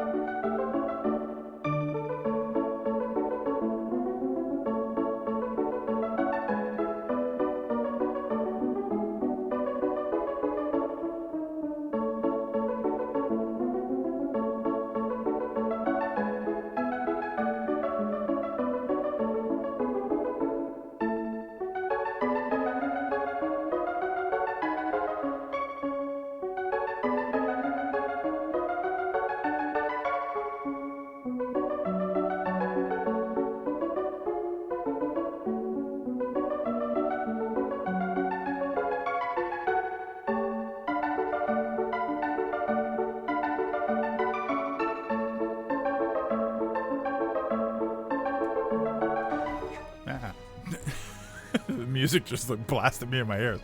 We're talking funky kind of mushrooms.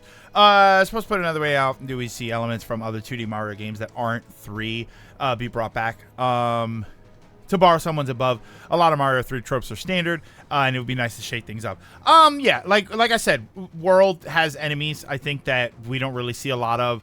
I mean, there's some things that we do. We do whenever Bowser in the little floaty thingy, the little floaty clown head thingy. That's Mario World. So I feel like whenever you see that, like, is that something that became standard, or is that something that feels like a Mario World thing, right? The little Mecha Koopas, I think they're called. Yeah, the Koopa Clown Car, whatever it is. That's Mario World with the little Mecha Koopas. Yeah, it's kind of like both, right? Trying to think of what else. Enemies like Wiggler, right? Yoshi's become standard though. You can't really call Yoshi a Mario World callback. That's a standard thing. But that's something that started in World. So you have like the Wigglers and stuff, and again, the problem is that a lot of that stuff became standard. So it doesn't feel like callbacks. Wiggler doesn't feel like a callback to Mario World. It feels like that's just an enemy that started there. So it does kind of create something. I think it's where it gets complicated. Yes, a standard thing can also be a callback. Here's what I would say about that. Is it something that is uniquely identifiable as that game? Karibo's shoe, for instance. If I see that, that's Mario 3. That's a Mario 3 reference. And it's something that can be done once in a while, but it really shouldn't be standard. I'm not surprised when I see a Wiggler in a game. That's not really a callback to Mario World. I'm not surprised when I see one of those. It's just Wiggler's just an enemy. That's just a Mario enemy, and it happens to be in this game. It has to also happen rarely enough that you can tell that's what it is. You know what's a good callback that we've seen several times, and it's always considered a callback? Thank you, Mario, but our princess is in another castle. If that was every single game, we would say, all right, they've been doing this the entire time. But it happens rarely enough that we know it's a Mario 1 reference. So that's what I look for. I would say that it's something that doesn't happen very commonly, and it's something that is immediately identifiable as a very specific game. So yeah, like the Wigglers, I don't count the Koopa Clown Car thing because that's become a standard. Yeah, World, the cape. Still waiting on my cape feather to show up in a Mario game. Yeah, so like if the Mario Kart has the feather, doesn't it? That's what helps you jump in the battle mode. That's a World reference. Cause that doesn't show up anywhere else. Hold on. Okay. Well, that's new. Yeah, this is different.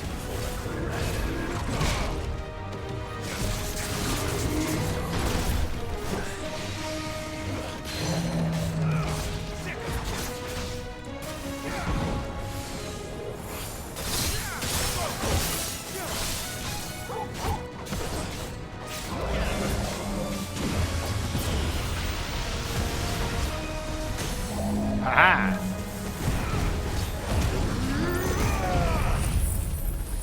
Yeah, the feather's only in the battle mode in 8. So I look at that and I say that is a Mario World reference.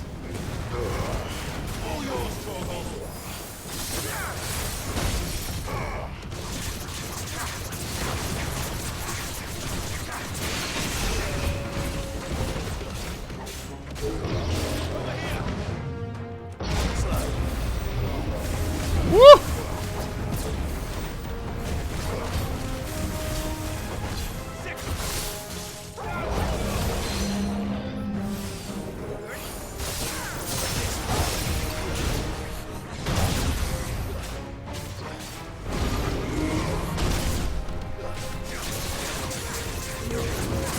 Oh, I kind of was banking on that one.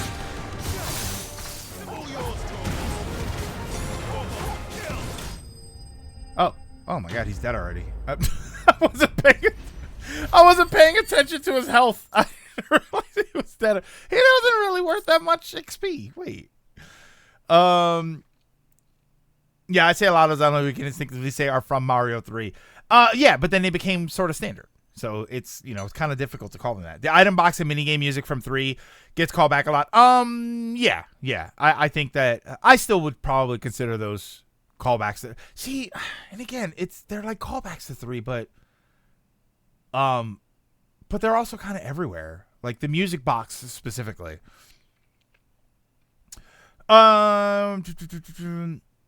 Yeah, I don't like how many. I don't like how standard Mario 3 features have become, and I think it would be nice to borrow elements from the other 2D Mario games. I mean, 1 is pretty bare, and 2. I mean, I feel like 2. Oh yeah, I use Gonzalez 2. And I feel like 2 is always kind of funny to me. I always think 2 is very interesting. Also it's better to hold off on gouge until they're staggered. Oh, I know, but the gouge resets really fast. The gouge and the impulse thing, they reset fast. So I feel like if I use them at the beginning of the staggered phase, they usually reset really quickly. Oh, here. So let's do There aren't any more. Gonzalez. Yeah, even when staggered, gouge didn't do much. Yeah, I really need a different build for that.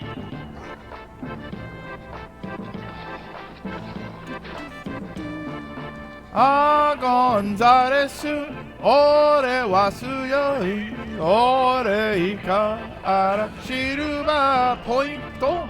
Wow, you know what I'm thinking? Oh wait, because I'm learning,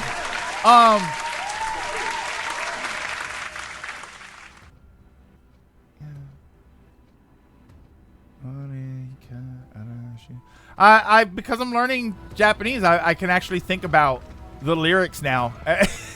Like I kind of actually understand them a little bit. I'm getting there. Oh, see, look, yeah. Every time there's a jump thing, you don't. It's not like there were little platforms there that I jump. It was you just hop up, you grab on. A Mario Land 1 callback. Like if they gave Mario another shmup level. Oh, for Mario Land 1 in the little plane. Borrow from 2 from World, borrow from Land games. The old enough, borrow from the new games. 2 is interesting. I was gonna say 2 is very interesting. I always find 2 fascinating because 2 didn't start out as a Mario game. I don't know if you guys know that, but it's always interesting because I think the 2 gets more representation than people think. Again, it's kind of hard to borrow the worlds and stuff, but you have all of the Shy Guys and Snippets. I feel like every once in a while, I mean, Bob-ombs, right? Bob-ombs have made a really big, you know, they've been a big thing in Mario for a while, so it's always kind of funny. Mouser, I think, was kind of a thing for a little bit. Like, there's stuff that hasn't, right? Birdo, yeah, Birdo's been a big thing, so I feel like Mario 2... Like, I think people treat Mario 2 like the forgotten Mario, and I don't think people realize how much of that game you've seen in other games.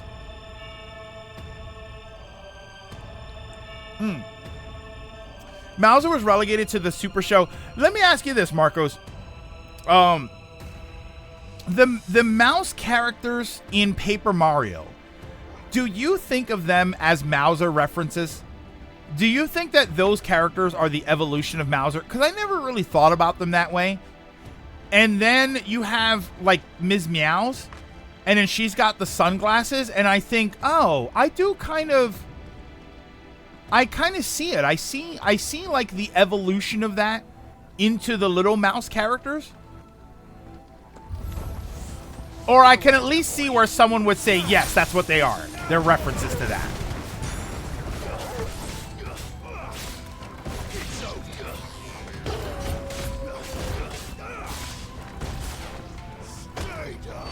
Oh, and you say gouge. Gouge and impulse up for stun, not damage. Beg you swap Ice Age for Diamond Dust because Ice Age only hits at a specific range. And since you keep using Ice Age at point blank range, it's wasted damage. I wanna play, and I don't wanna make builds. Here, I'll make another build. Hold on, I'll make another build. There we go. So here. But I can't use, like, am I not supposed to use the gouge thing? See, now this is what I don't like to do on stream. This is why I don't like, because I find this part not uninteresting, but I feel like this is boring to watch on stream. See, but now I feel bad because everybody's telling me that this is other stuff that I'm supposed to be doing. Just use Ice Age from a distance. But I'm also supposed to, yeah, but you're saying keep Gouge and Impulse because Gouge and Impulse are amazing, but now that's wasted attacks. Right? Am I supposed to get rid of this or this? I don't know. Diamond Dust on Shiva. But where? Like you're saying get rid of Ice Age. Why does Ice Age hold button to increase potency? Unleash a river of icicles that knocks back. But I don't know why that's not hitting harder. Are the Mousers you're thinking of chucking bombs and wearing sunglasses? And they're bipedal. They're wearing sunglasses. Some of them are, Marcos. Ms. Meows, for instance. She wears sunglasses. The wearing sunglasses thing, I think, is more unique. Like, I think that's what made Mouser unique because he was a character. It's like Squirtle wearing sunglasses. Not all Squirtles wear sunglasses, but the one that was our character did. So that's how I look at Mouser. So Ms. Meows is wearing sunglasses, bipedal. So yeah, that's why I thought about it later. I was like, oh, that's kind of interesting that's almost like, I don't know if that's supposed to be a Mario 2 Mouser, and that's just like the evolution of the character. Yeah, look at Ms. Mouse. Mowz, I think is how you spell her name. Not all Squirtles.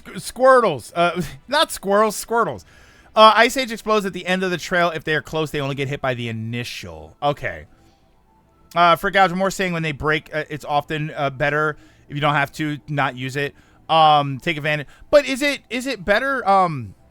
Yeah, and Marcos, I know they look way different, but that's what I mean by the evolution of the character, where they kind of change how they look over time. Like Goombas looked very different. I think they looked very different in Mario World versus Mario 3 and the prior games. Koopa Troopas sometimes look a bit different. Like I do think that there are some changes to some of the enemies. Diamond Dust is, so what do I take? So you think I should take off Ice? But Ice, it's like, it's such a huge cooldown.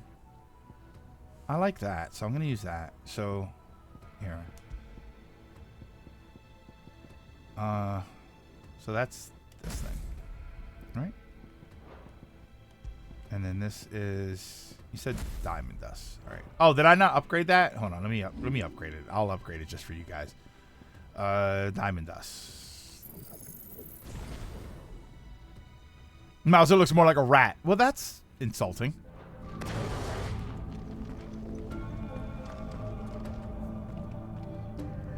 Yeah, huge cooldown. Good mindset. 2 super attacks, 2 stagger attacks, 2 normal attacks. Bear in mind, though, the idea was that this was going to be like my AoE fight setup. The Wheel of Ice. Diamond Dust is insanely powerful when it comes to stun. Alright, where am I going? Wait, what's happening? Oh. Oh, that's a door. And those aren't sunglasses on Ms. Meows, that's a mask. Oh, so not sunglasses, but a mask. But they don't have to be. Sunglasses are an accessory. They're not built onto Mouser. Is Mouser and Ms. Meows the same? Mouser.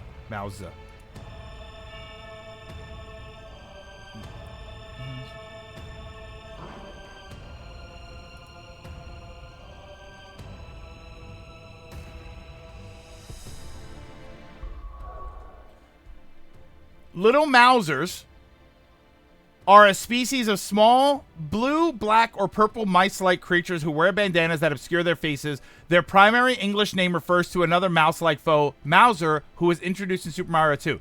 Look up Little Mousers. And I think these were introduced in Mario World 2. And they've been in other games since then. So I think that's what that is. I think that's like a redesign of the original Mouser from Mario 2.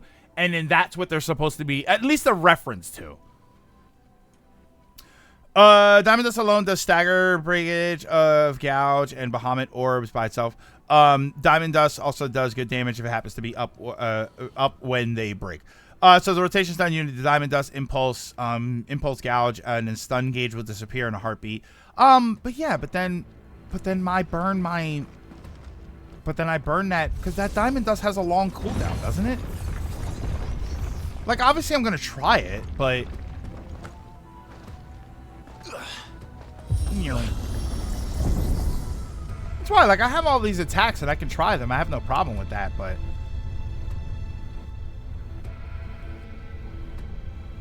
it's as long as, yeah, it's not as long as Flames of Rebirth. And I still have Limit Break. But I use Limit Break to, like, overcharge everything. Whenever they're staggered, I pop my Limit Break and I do everything. I like Limit Break with Flames of Rebirth because I feel like it does more damage and I get more health back. I don't know how it all... That's the other thing you got to remember. I don't know how it all works. I'm not sitting here, like, scrutinizing how all of this works because that's boring. It's not for me. It's boring to do on stream. That's boring for me to ask you. It's an action game.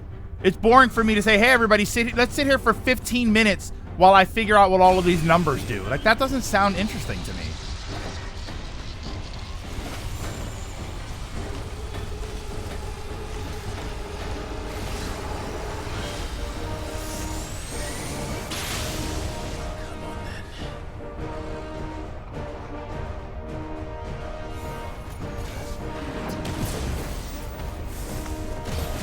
So you're saying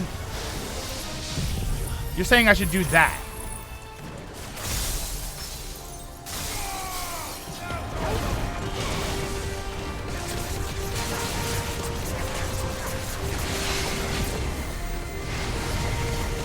Oh, come on. That was a cheap shot.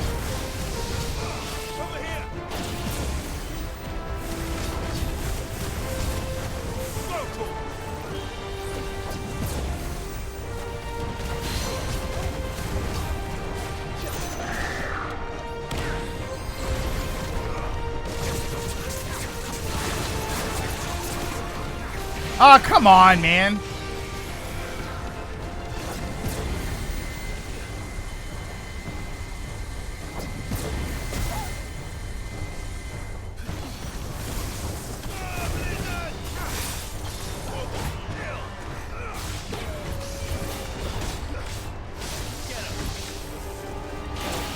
Ah.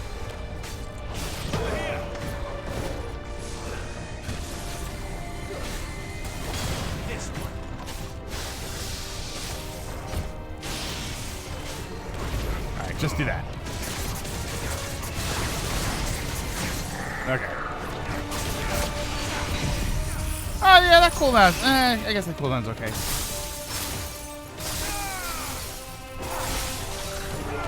Hold on.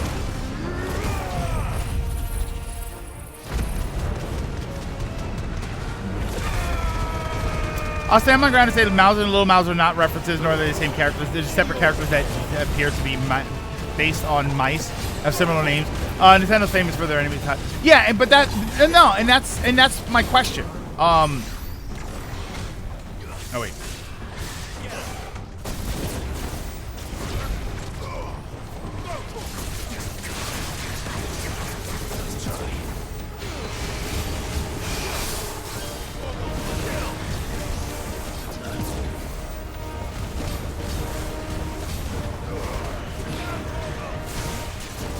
Ah, damn it. I thought I had that one.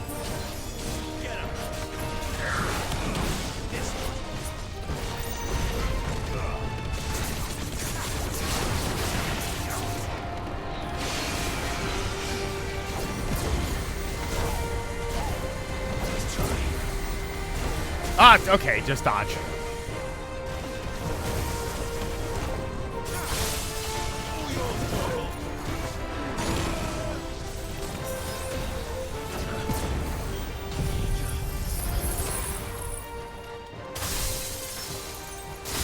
Yeah, is this DK Donkey Kong? Is that the defense of Fusei I told you to destroy? Is this a callback to Final Fantasy IV? Or is this just a standard enemy at this point? Oh wait, is he dead? Oh, he's dead.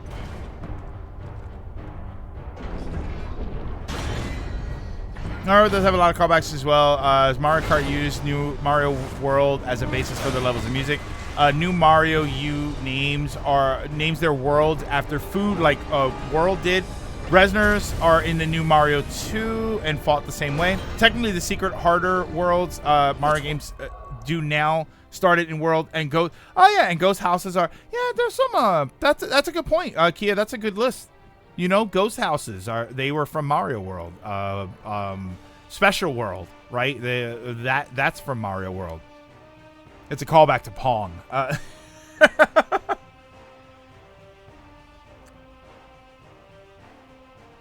Look at Seal in Pokemon, but that's not Nintendo.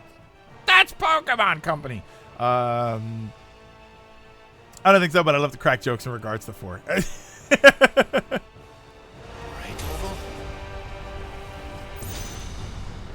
Oh.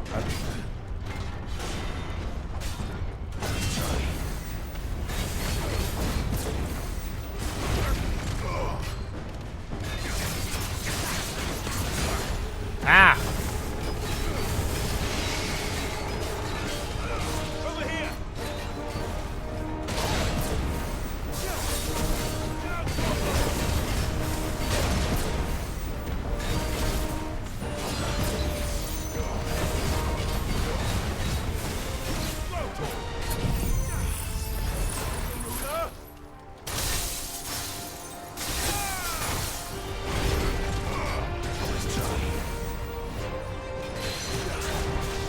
Oh, I didn't mean to do that, but I'm going to take it.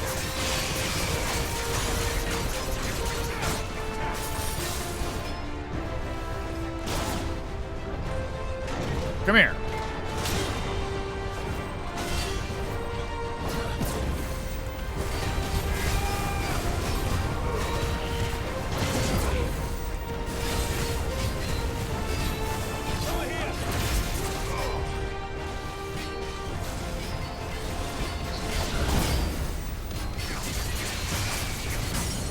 Alrighty.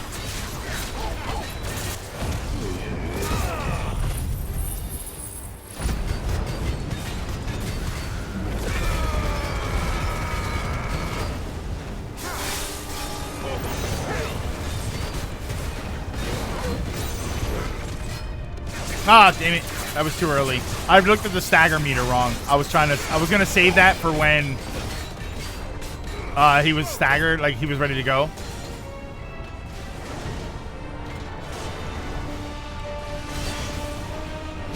Ah, come on. No way.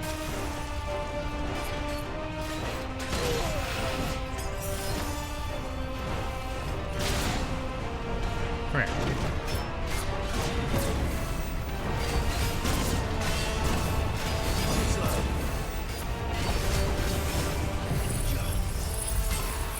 Meow.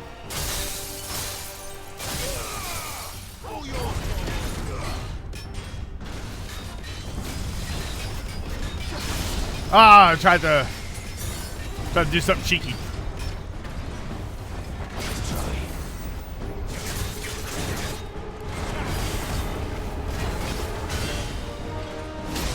Damn it. Oh, I'm on the wrong one. That's why. I was trying to do the... Yeah, there we go. Oh, wait, that worked.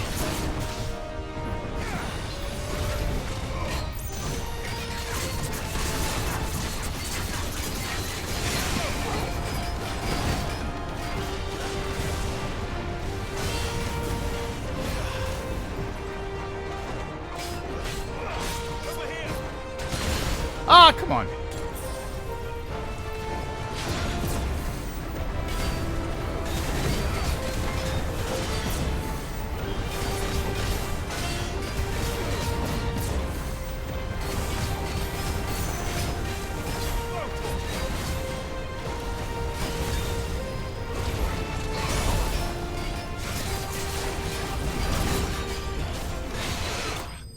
Oh, I was trying to stagger him first. Luigi mentioned one big callback to a level trope that started in Mario World. I mean, yeah. See, yeah, at that point, it's just its own thing.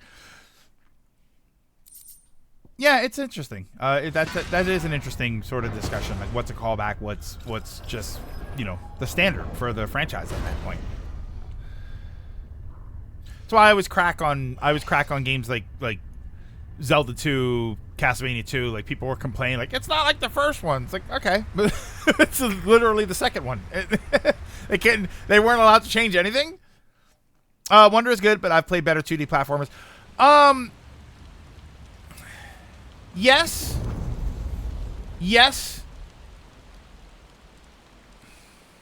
But I think it's probably one of the best of that kind of platformer. Like I've played platformers that I prefer to something like Wonder, but they're usually Metroidvanias. They're something a bit more actiony, right? They're not as lighthearted. It's probably the best Mario Wonder. Wonder's probably one of the best. It's probably the best Mario Wonder. Wonder's probably one of the best Mario platformers. I would probably say so. I mean, again, like I feel like the thing about Wonder is I feel like Wonder is the evolution of everything we've come to love about a Mario platformer. So it's hard to not say out of the Mario platformers, it's the best one. You know, you might have nostalgia for 3 or World or something, but everything that those games are popular for, the whimsical setting, the fun gameplay, the interesting mechanics, I feel like Wonder does all of that better. It definitely does it more. So it's hard for me to not say that out of the Mario games specifically, the Mario platformer specifically, that Wonder's not the best one.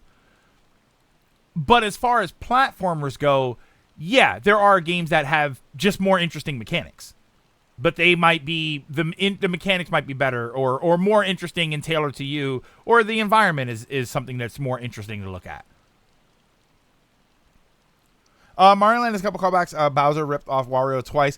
In Mario 3D World, Bowser uses power-ups against you. Mario Wonder reuses Mario Land 2's plot. Does it really?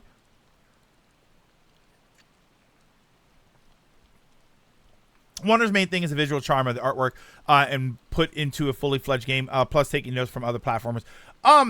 See, I don't know, because Wonder I also think has very, very interesting mechanics. I think that the mechanics in Wonder are very interesting, and I think the sheer variety of them with the Wonder seed flower things, I think that the amount of variety that adds to the game is off the charts.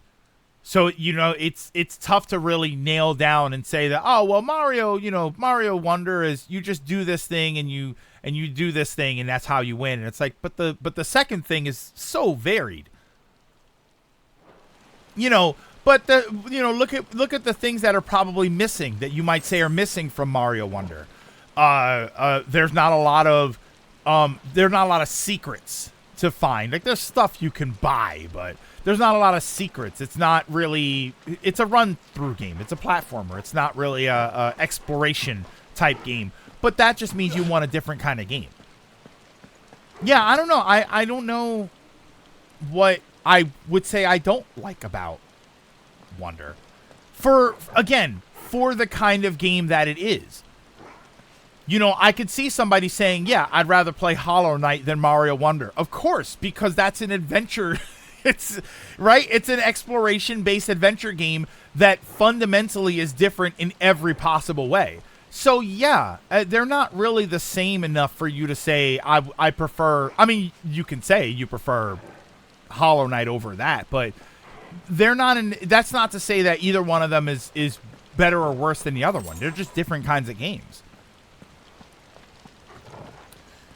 Of the Mario mainline platformers, yes, it's the best. But now I pose this question: is Donkey Kong Country and Yoshi's Island 2D?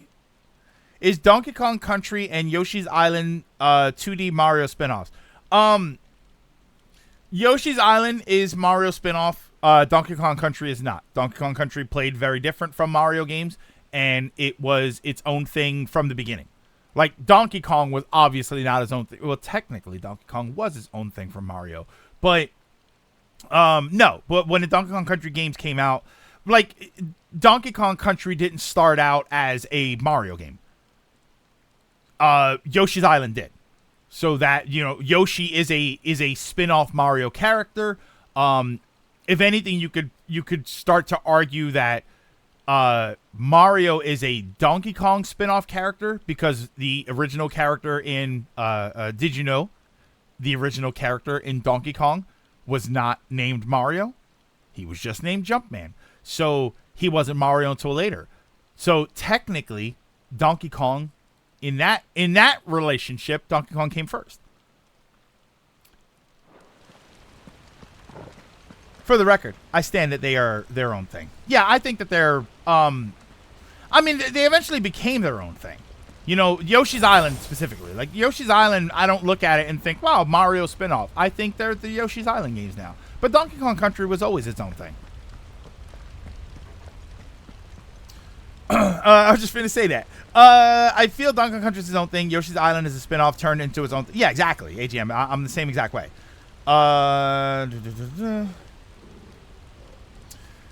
Make special... Oh, wait. Mario Land 2 and Mario Wonder's plots are villains take over the kingdoms, and you have to collect items to unseal the castle and kick the villain out of the castle.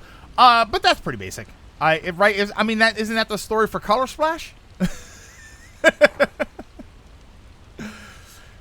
2D Yoshi is distinctly different from 2D Mario. Yeah, they're not the same. Even though they started off as a spinoff, they're not the same. Play better platforms. Mario games have a special place in my heart. And in the hearts of many, Wonder really reaches for that, and it carries it. And it does. And it does it very well. Time for a boss fight. That's the story for Mario 1. Why is this keyboard so tiny? Yeah, let the man yammer on. Not like we're in a hurry. Right? The blight's not... Listen, hey, if they don't care about the blight spreading, why should I?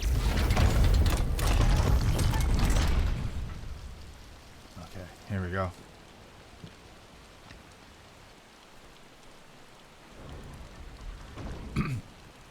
Finally, he gets it. I don't know if it's a callback, but it's a cool to highlight that Land 2 did the Mega Man type world select before Wonder.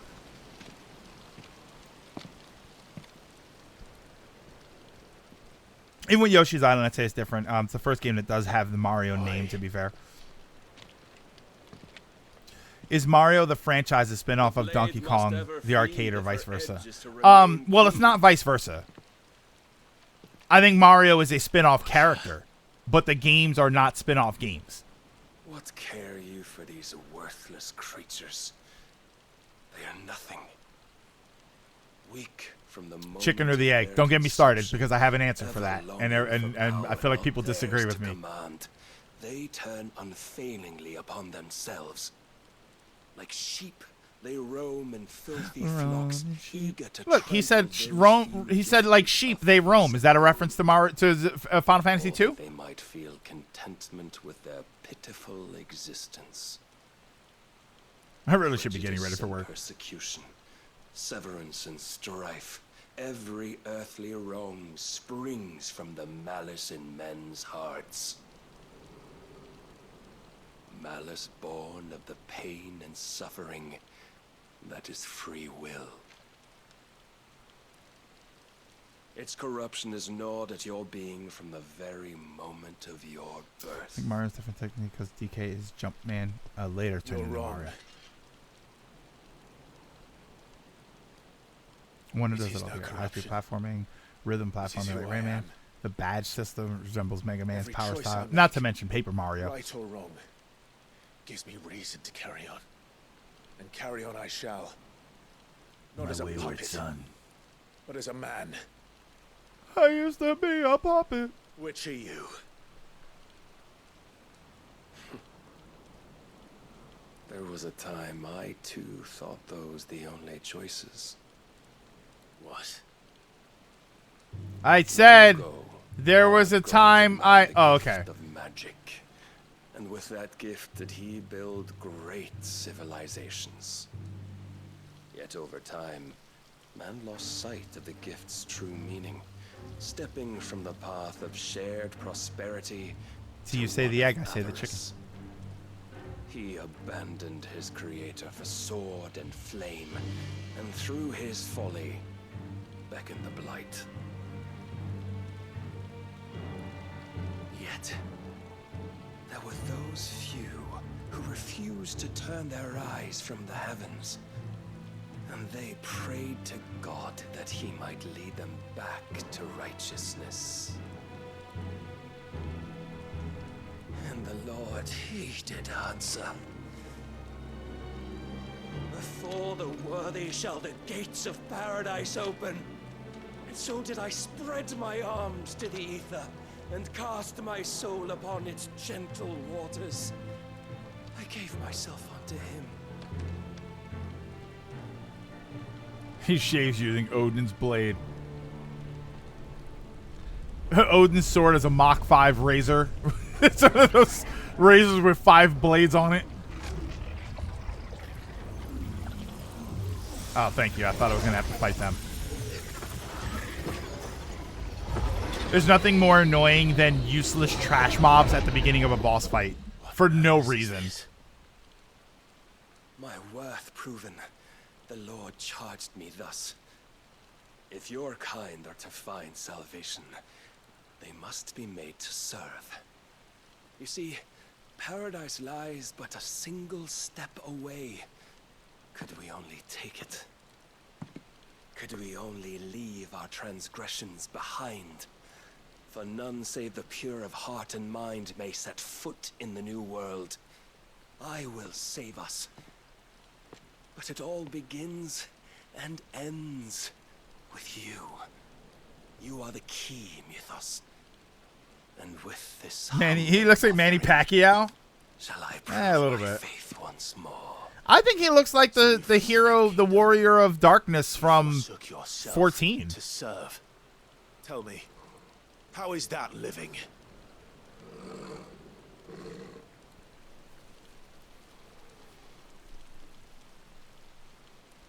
When did one Seek to release? provide, Final Fantasy 1 not was salvation. It's anything but. Life is about always having a choice. 89. Take that away, and we might as well be dead. Do I want to say 89 for Final Fantasy 1? Was it 87? I thought it was 89, and then Dragon Quest 1 was 87 in Japan, but then we didn't get it until like 90. Was it December 87? When did Dragon Quest 1, Dragon Warrior? When did that come out in Japan and the US? Show us the strength of your will. All right. It's not the strength of my will that should worry you, It's the strength of my sword but the weakness of yours. and my dog. Ooh, wait a minute. Sick.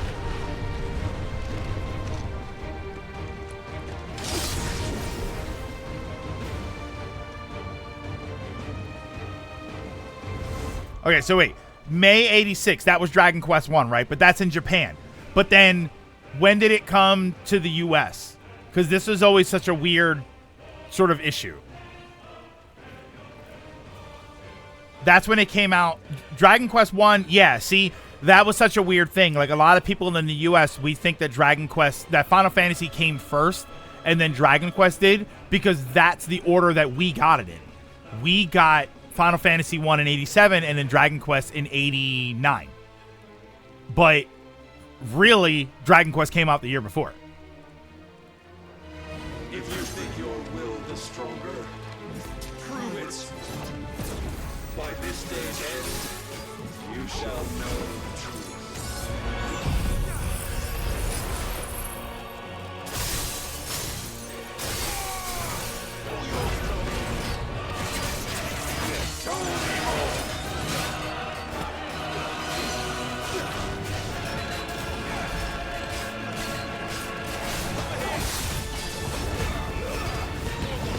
The only problem is there's so much stuff happening I can't see.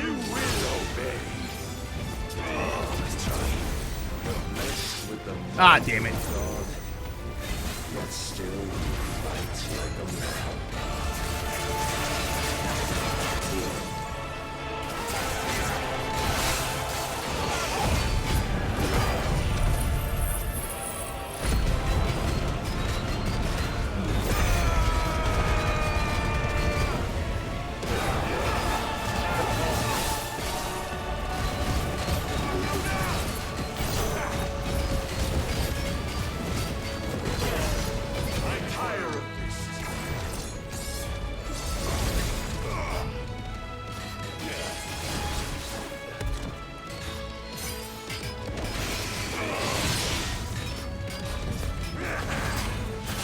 Ah, come on. Damn it. Ah! Stop teleporting away.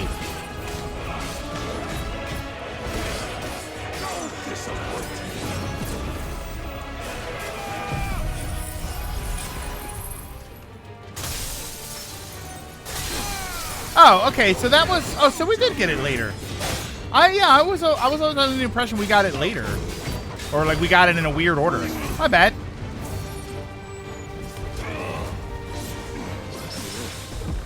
Woo!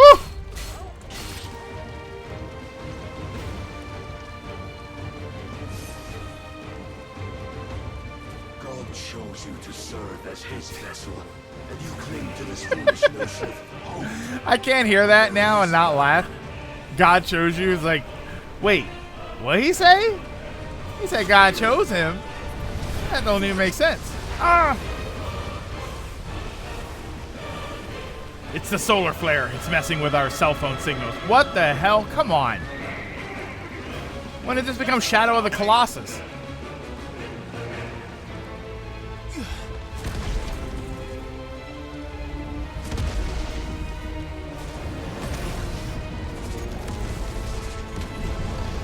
Ooh, you know what I need right now? I need what's it called? Von Nuboris, the thing from Breath of the Wild in the desert. I need that music. Oh wait, hold on, we're doing it.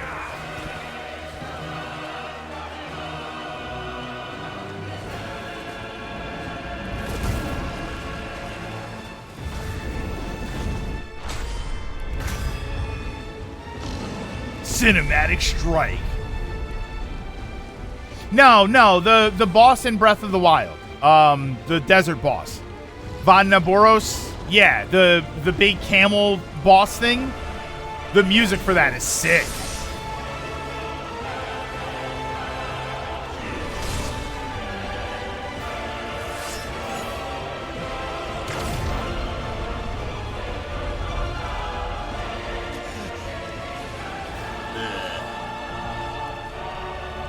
Okay, well that was short. Shown the path. Now you must follow it.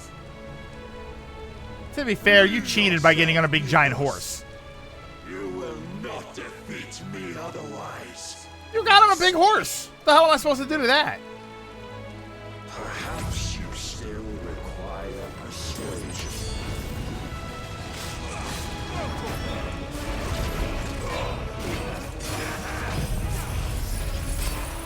Oh, later, Kia. Have a good one. Yeah, no icon fight for me.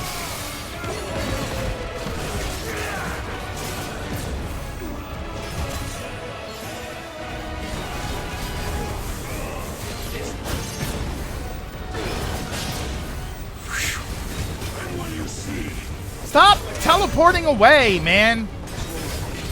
Stop cheating by using your moves.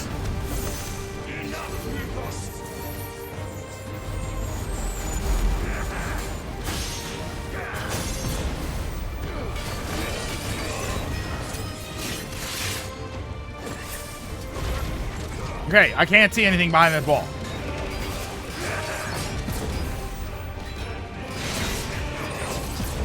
Woo!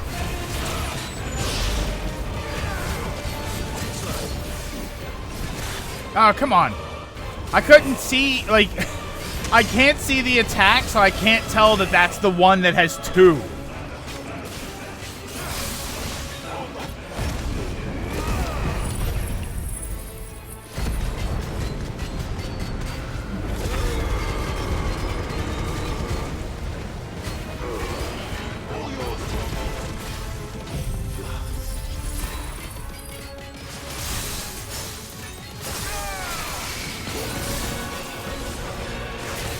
And I know that doesn't do much, it's just I wanted something else to do.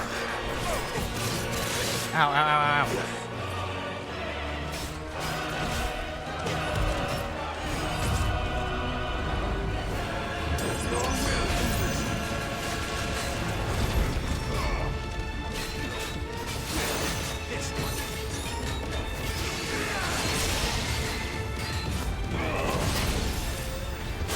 Ah, come on. There you go.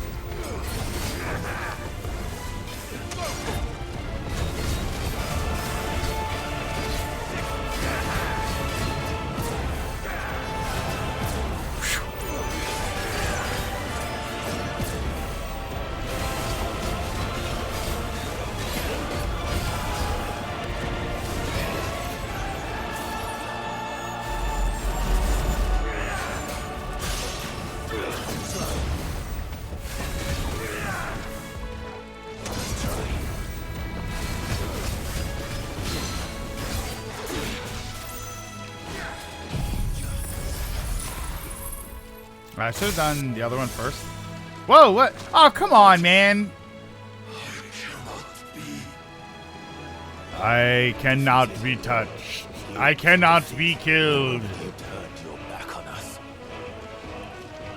When you turned your back on the truth, Barnabas. We are not as weak as your God believes.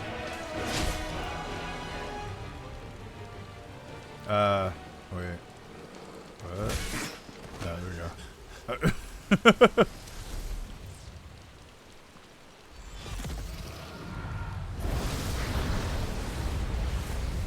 Let me guess. Big giant horse? Oh! Oh my god, I thought the dog was dead. I was about to throw a fit. I may just stop playing this game if that happens, by the way. If they kill the dog, I may just turn the game off.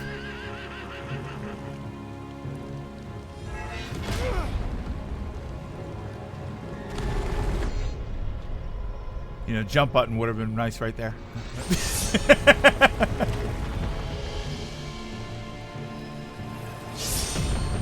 I mean, come on, man. You're just cheating at this point.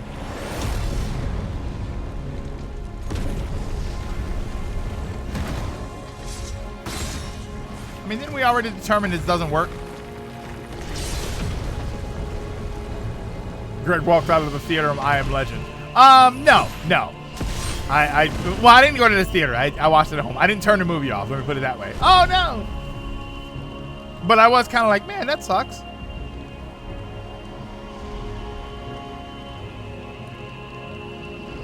What are you waiting for? Men know nothing of strength. Oh, brother, here we go. Here we go with his agenda. Man.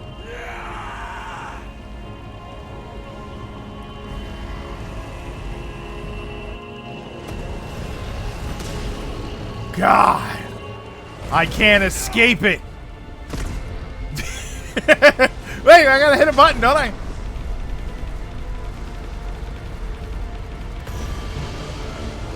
He has awoken. Yeah. Oh, brother.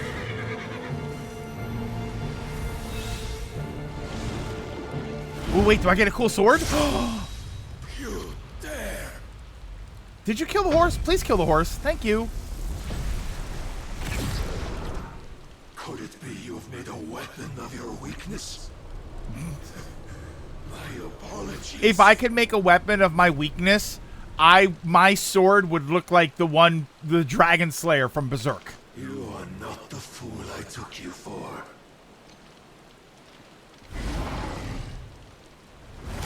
I've harnessed my insecurities as an attack, and it looks like the spirit bomb.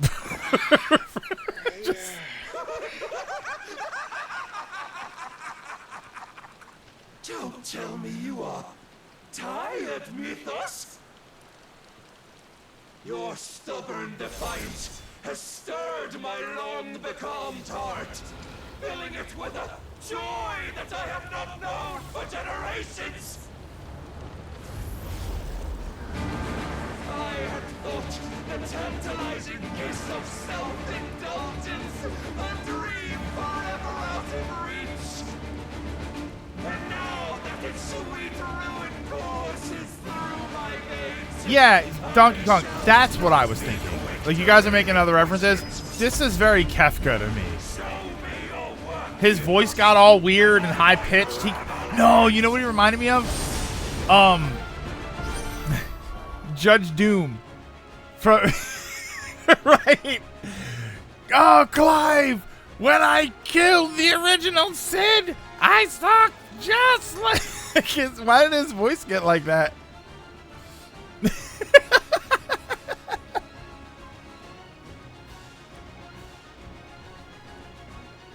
That's so funny. Yeah, that was such a weird. What a weird sort of turnaround there. Okay. Ow.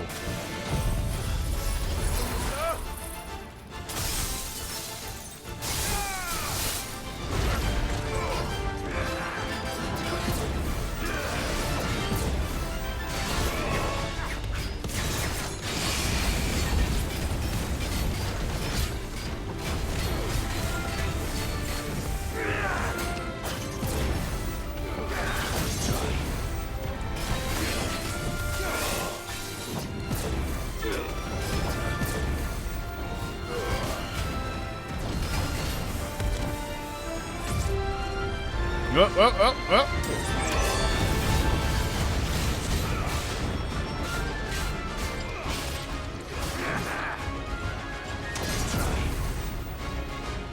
Ah, damn it.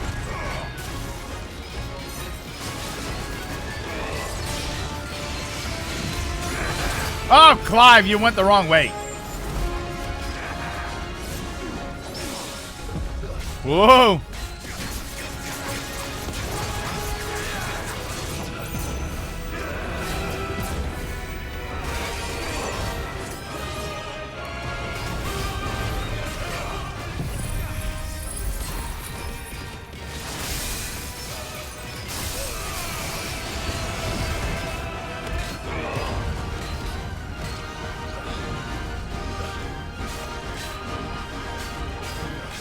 Oh wait, hold on.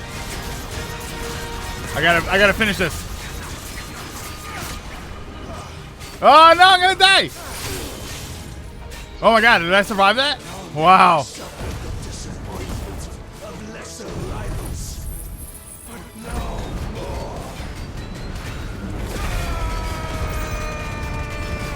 I know, that was pretty close. I didn't realize there was a counter. Okay, am I getting hurt by that, or?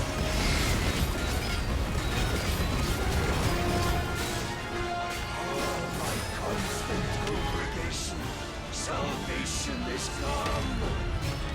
Rejoice as our souls are granted peace unending. How do you know this day will come? What proof have you? Why your mere existence is proof of the Lord's grand design. Yeah, I couldn't see the tiny white countdown around the giant purple. It was just a big giant mess. Serve your God.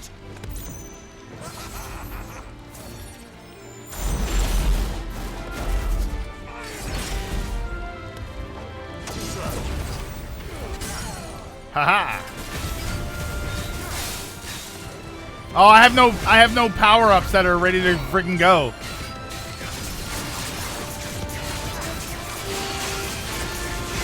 I didn't have any attacks that were ready.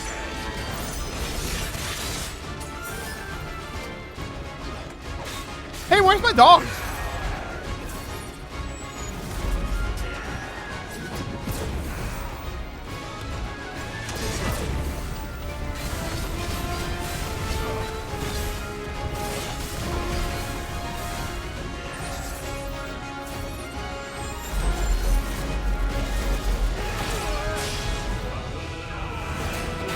Ah, damn it.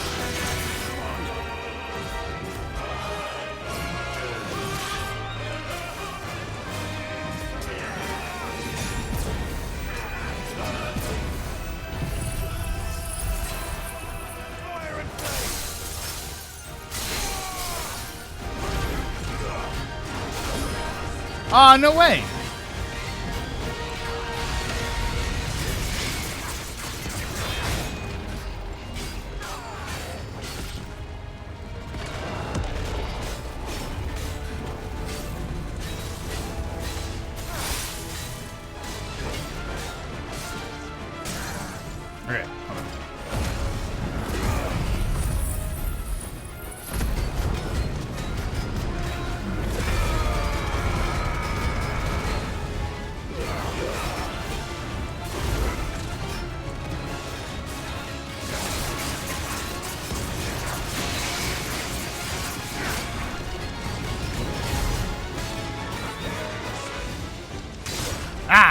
That was my own fault. Uh-oh.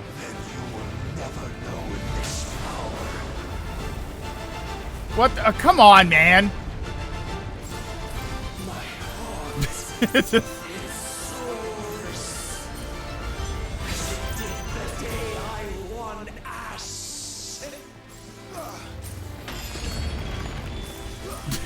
That's all I can do is these little tiny shots.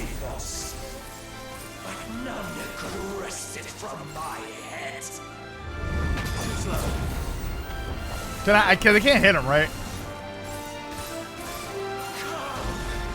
Pew pew pew. Yeah, it's kind of like that.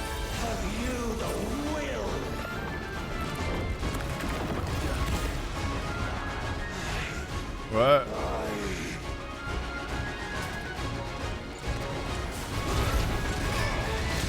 Oh, come on.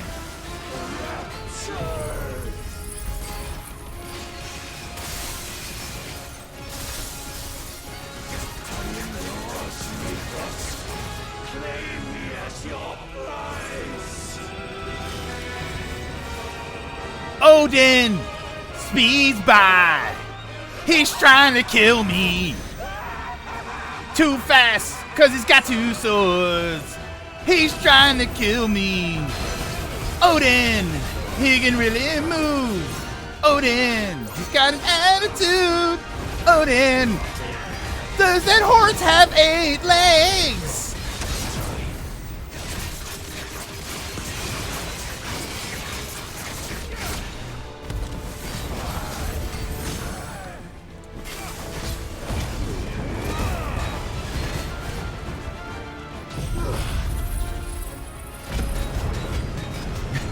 He's the biggest jerk alive. He's the biggest jerk alive.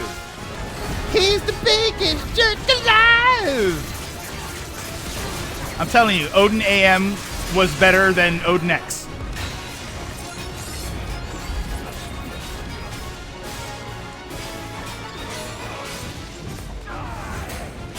Ow.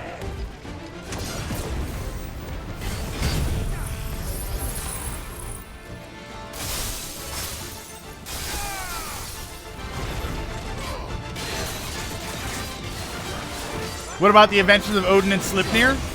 Yeah, that's the show, right? The Adventures of Odin and Sleipnir? That was alright. It was good. It was weird that they got Jaleel White to be Odin.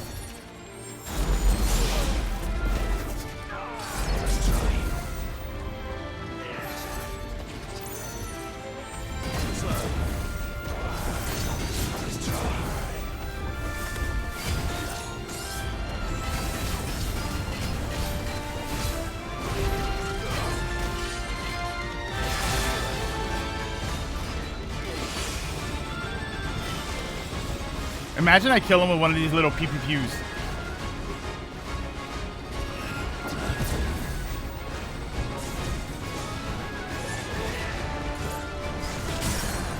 Oh my god, that's sad. Wait, hold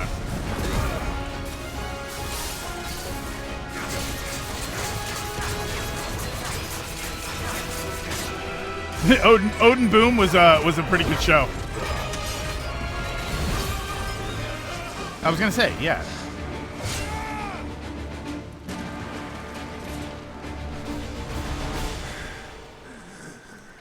Well, I think Odin X is a bit overrated. I think people are remembering it better. And we both know the truth. It is I who stand victorious.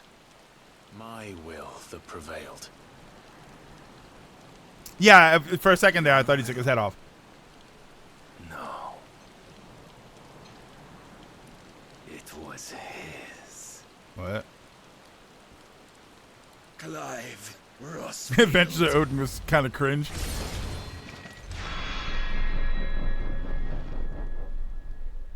And then Clive kills him. Oh, is this a callback to Final Fantasy VIII? Right? Squall versus Safer. Oh no! Wait, you gotta take his Odin powers.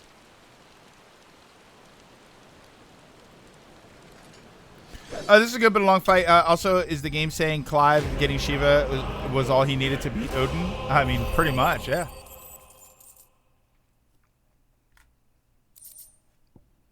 Dark Shard. Ew. Shard. I see, pal. I said no on Xbox because it. Wait, resources. Oh, hold on. You asked the question. See, pal. I didn't see it earlier.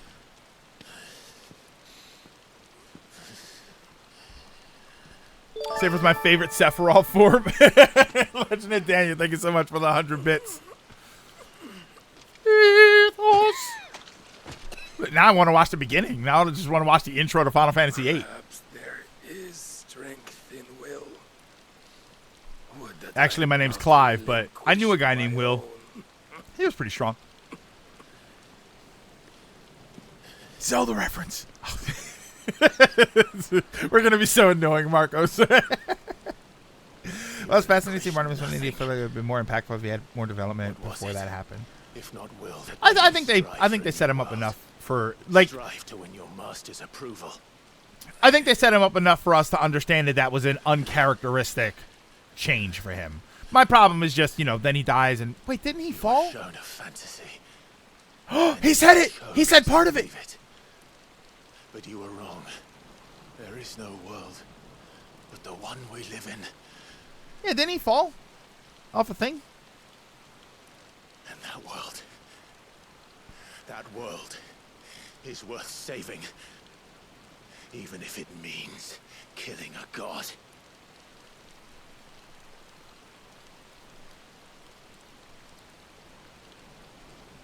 The balcony caught him. Did I miss Clive jumping down to him? I must have missed that part. Pretty sure that was the first Icon fight that wasn't cinematic. Yeah, you're right. You're absolutely right. All the other Icon fights were big, gigantic cinematic events. Who has served the Lord so well. This is pointless. You know what's not pointless? This sword. Stab. Yeah, you have to take the Odin power.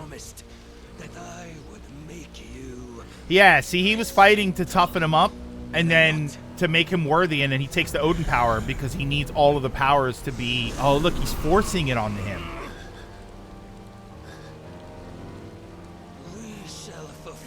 Yeah, because he needs all of the powers to fulfill his destiny as Mythos. Just as the Lord's mother crystals have fulfilled theirs.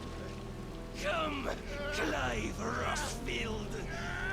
Take what is rightfully yours. Become one with God. We shall come.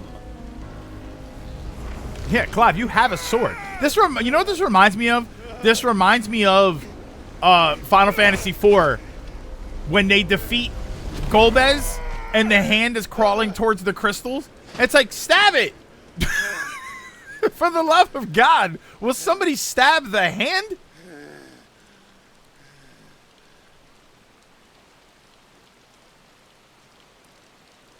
At long last, salvation. Yeah, Clive kind of lets it, and that's sort of, you know, that's continuing the conversation from yesterday. Like, not really continuing it, but that's kind of what I'm talking about. Like, it's moments like that where they're not significant. Like, I can understand, you know, the panic of what's happening right now. He's freaking out about everything. Maybe he's locked in because of the magic transfer.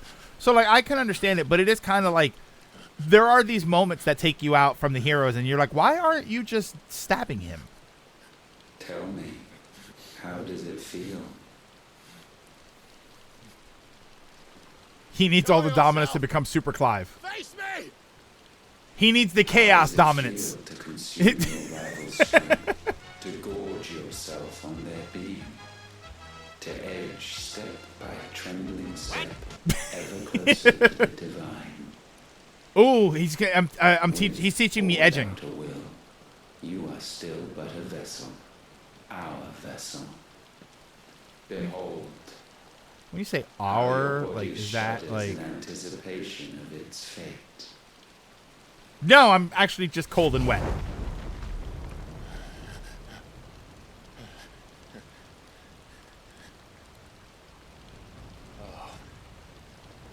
not yours yet. No, But I appreciate that you said yet. O wayward child. We shall await you upon the back of the first worm. There, all shall end and begin again.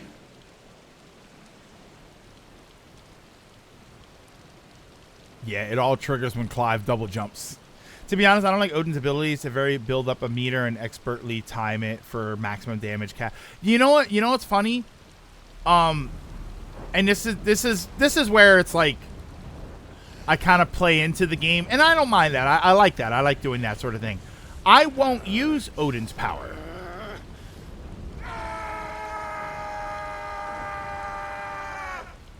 Like, I'll avoid using Odin's power because Odin's power, story-wise, is the only one that was forced on him. So I, like me personally, in keeping the theme, I would actively not use it. Even if they were good, I would try not to use them. Because, yeah, I don't, Clive had that forced onto him. So he wouldn't, like, I wouldn't use, in that situation, I wouldn't use it. I would say, no, I don't want to use this power.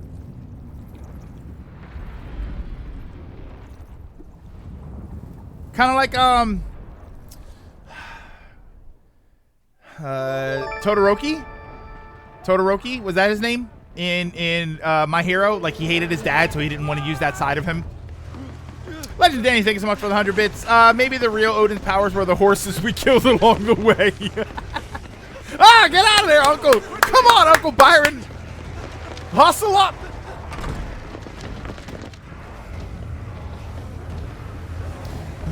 Made me uncomfortable and got to this point as we walked away from the fight. I was like, that really came out of left field. It made me mad. Notice how little we got to know him, and then Clive kicked his butt. I don't mind that. I don't mind that too much.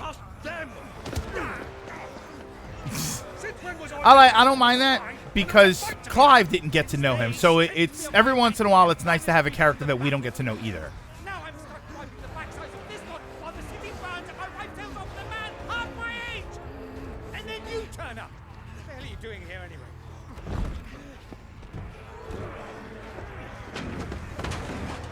What indeed? Odin's ability to garbage and serve one purpose. Builds Soldiers in the capital to repel an army of that size. Then what of the central keep? Held back Hey, Nightmare. contingent of soldiers and bearers from the surrounding boroughs. They are the sole reason it still stands. And all it took was an army on their doorstep to bring them together. The prospect of death does put things into perspective.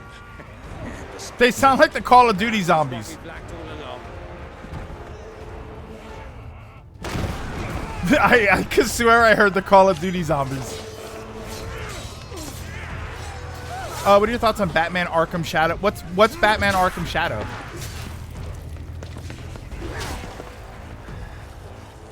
If it's a game, I only ever played one Arkham game. I only ever played the first one. And I have thoughts about that game. Hamill, I need you to lend me some of your best men. Preferably all of them.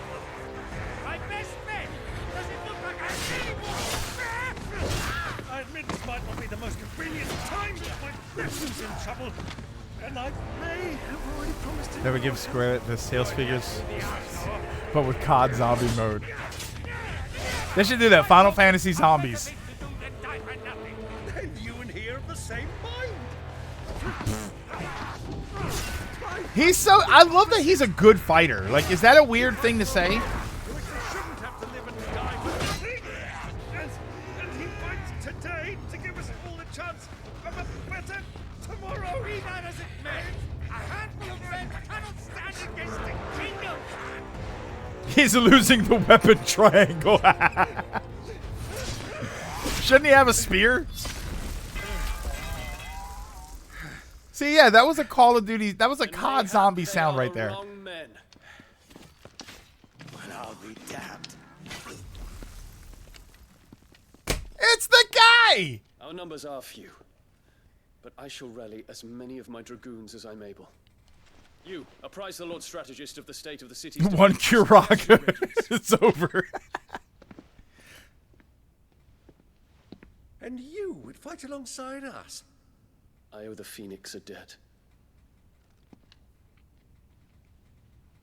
Oh, it's a COD Zombie reference. Does this vouch for my nephews? Aye, but I still have my. Yeah, and Dion still has all his powers. Yeah, somebody sent me a long message about it. About I was a KH that linked me like the video clip of what happened after the Kupka fight. Commander? The Kupka thing was because he merged with the heart of the Mother Crystal. I forgot about that. Fire in the courtyard. Quickly, But he still had some power. my lord. Yeah, but that's the question. Can he still go full Bahamut? Because the Kupka thing happened because he merged with the heart of the Mother Crystal. I had forgotten about You'll that. find a girl there. A girl. We are in the middle of a war. I owe her my life, and I always pay my debts.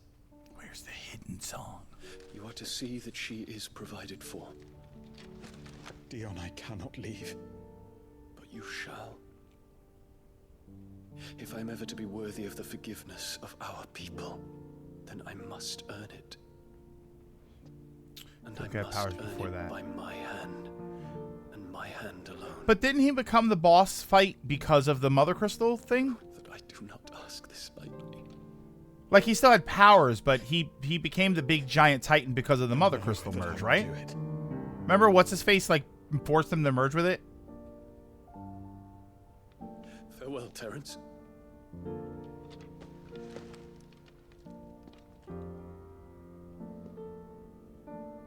Farewell, Philip.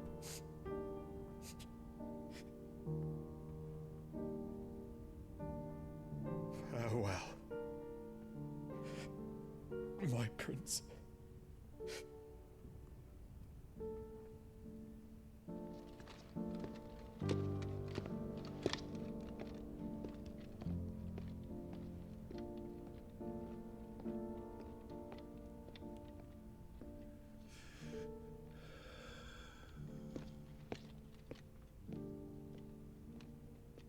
Oh. Oh, I forgot. They were, like, together, right?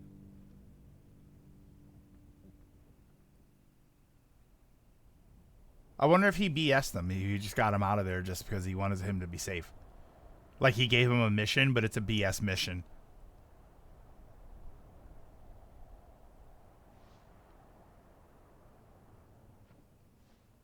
Benedict didn't need any crystal or anything. Kupka used the supercharge. But even before that, we saw him using the Titan strength to smash the floor and stuff. When he had my hands pity party. Oh yeah, I guess he did kind of have. I just thought he was kind of strong when he did that. Alive. Yeah, Sid was a different You all right? thing. I am. But I'm a damn sight better for seeing you, Joshua. And Barnabas.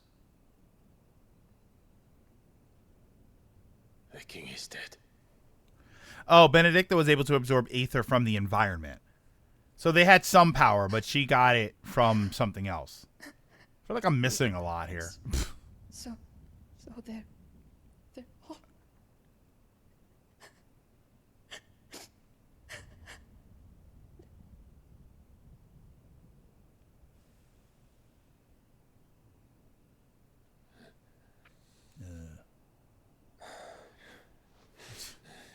I mean, what are we doing here? All right, who wants to kill her? It's like random. Their killer. He can't hurt anyone anymore. You're safe. They were all kind of standing around like nobody knew what to do.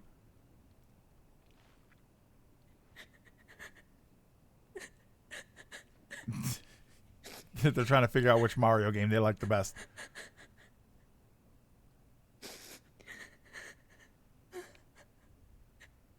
Yeah, I feel like we're all like misremembering this stuff. I'm gonna drop that conversation just because I feel like we're all kind of not remembering. At least I'm not remembering what happened. That was like months ago.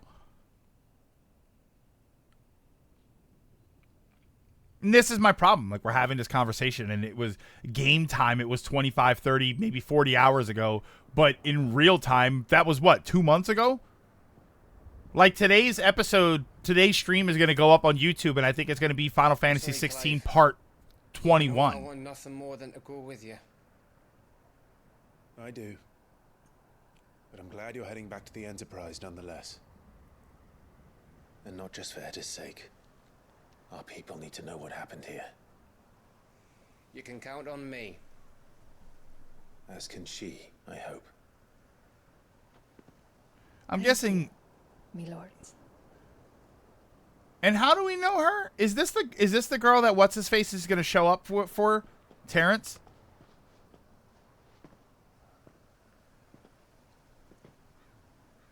Do you think that was wise? Wiser than leaving a woman with child alone in the Deadlands. They'll be It's safer the at woman we hideaway. rescued. I wonder if that's the woman that Terrence is going to the potion. Oh, okay. We found this woman just here. That's right. This is the lady that couldn't get away with everybody else because she was pregnant. The king himself was long turned, albeit by choice, all to serve Ultima in his damnable quest to forge the perfect vessel. Again with the potion girl. The chaos Barnabas wreaked upon nation after nation. How many were killed for this? He didn't consider it killing. Yeah, Terrence is looking for the potion child. Mercy of sorts. A way to end their suffering. Oh, remember that game that I was talking about yesterday? It was like Potion Maker or something. It wasn't potion, it was bread. It was like a witch bakery game or something. Just a weird random thing that I thought about from yesterday's stream. What are we? What are we? Yeah, it was like witch's bakery or something. What is our fate? But that doesn't mean we have to accept it, which is why we fight. For the right to deny it. Is that not so? It is. For our sins.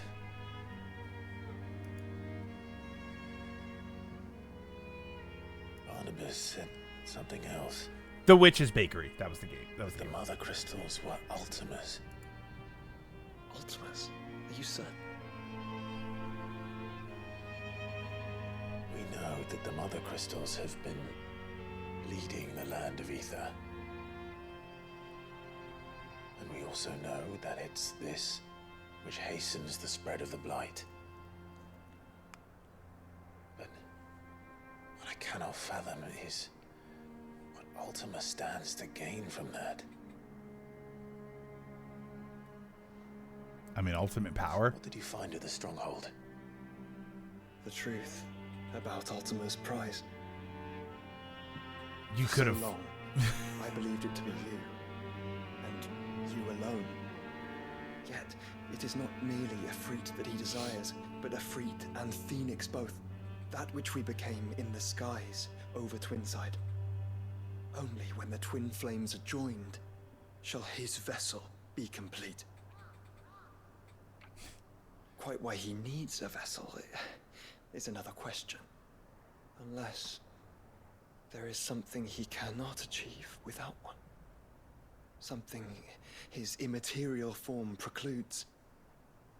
Something requiring an unthinkable amount of ether and a body resilient enough to channel it. If I did not know better, brother, I would think that he meant to cast a spell. A spell 1,000 years in the making. A spell to end all spells. And he cannot do it without us. Nor without the mother crystals. But if we destroy them all, we will stop not only the blight, but Ultima as well.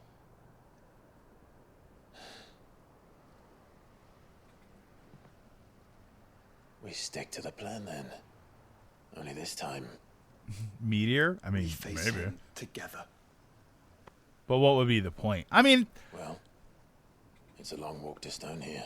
the point is, I always feel like the point is just generically Let's not keep just Ultima more waiting. power or like ultimate existence or something. You know, I want to transcend to be an actual god. Why? I don't know. Like, that's kind of what I always think it is. Brotherhood. Clive has claimed a portion of, well, Clive was forced had forced onto him a portion of the icon Odin's essence. Attuning with Odin not only changes the elemental aspects of Arm of Darkness. Yeah, see, I actively won't use Odin. Hold on, give me a minute. We're probably gonna wrap up, but I gotta go to the restroom. Oh, there goes the other thing. Hang on. We'll play a little bit more. But give me a minute. I'll be right back.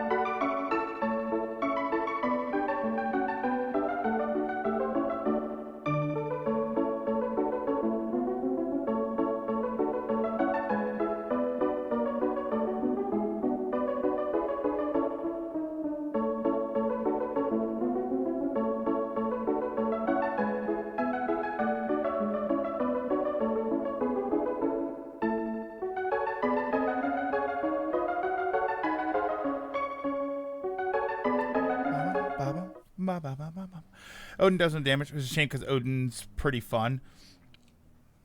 Tried to use Odin, didn't jive with me. I ended up using Ifrit, Garuda, and Shiva. Yeah, like I'm not going to change off of them. There's no reason to. Hi, bud. Odin sounds like the Royal Guard style in DMC 3, meant to be a punishing counter style. I had no reason to change from Phoenix Ramu Titan combo, so I didn't even try. Yeah, and that's always kind of, and this is kind of why I really love new game pluses, because you run into this situation all the time. Odin's probably really interesting to use. There's probably a lot of cool stuff that you can do with the fighting. Maybe there's some use cases throughout the game where it might have been interesting to have Odin. The problem is you have him at the end of the game. So I'm going to go do the last thing? What is there? Probably like 2 or 3 more dungeon type areas to go through. It's just like by the end, like it's kind of a bummer. So I like new game pluses where I can start the game over and I have all of these cool abilities. And then I can run around and like, oh, this is sick. Yeah, Odin and Shiva come really late.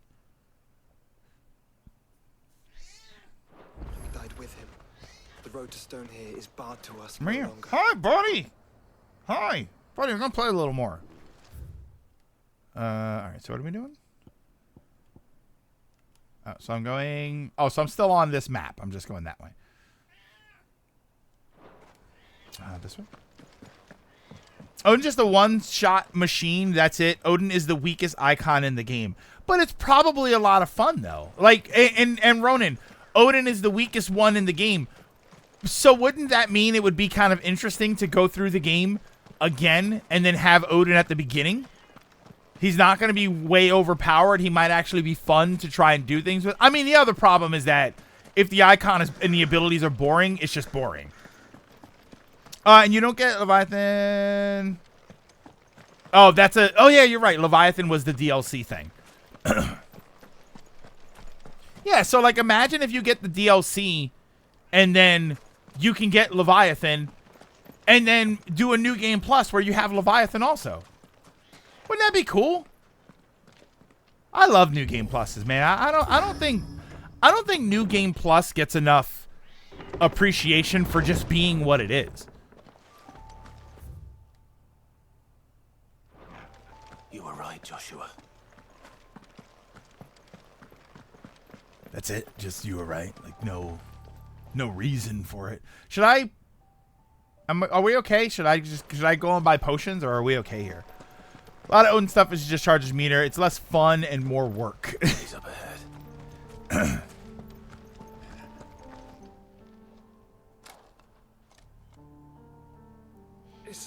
Very Odin centric. They don't synergize with other icons. The ether floods made savage beasts of my companions. And those faithless orcs, I knew they weren't to be trusted. We were told that they would stay loyal to our cause. Something commanded their loyalty, but it was not us. It's a wonder they stayed faithful for so long. Perhaps they sensed our downfall. The king is gone, our nation in ruins. What becomes of us loyal pawns now? Sworn to a shattered throne. Well, as pawns, you could rent your services out to a different, like, arisen hero. A later executor, have a good one. The floods do not affect you. You are a bearer, albeit one who's lost his brand. Pray, hear me, brother. Will you grant this pawn his final wish? Will you lay my dying soul to rest? Sure. I like how I get 1,200 gold, 1,200 gil for doing this. Because I'm going to rob him. What do you need? Kill him. Does he want you to kill him? Beyond the castle walls. Oh, no. Okay. I thought he wanted to kill him. There is a forest. Never turn. My parents are buried upon a bluff, nestled amongst the trees. Theirs was the only love I ever knew. Oh. I was torn from them in life, but perhaps I can return to them in death. Take my ring. See that it rests beside their bones. I mean, I'm not going to dig him up. May you find peace at last. Remember how Bahamut has a Mega Flare bar? Odin is like that, but none of his skills damage enemies. They just charge the meter. Oh, that's kind of weird. I do love New Game Plus as long as plot doesn't limit my choices. Like some New Game Plus limit themselves to just keeping your level stats and that's it. You still have to unlock the power. Yeah. That's what I'm talking about. Yeah, that's great. You need a shower, bed. Have a good night. Later, Shadow. Have a good one. Yeah, that's what I like. I don't, not like I start over and I just go right to the end of the game. I still have to progress through the story elements of the game, but I get to do it with all of my cool power-ups.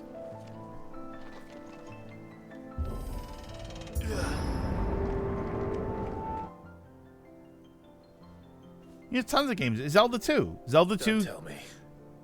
The only way to the capital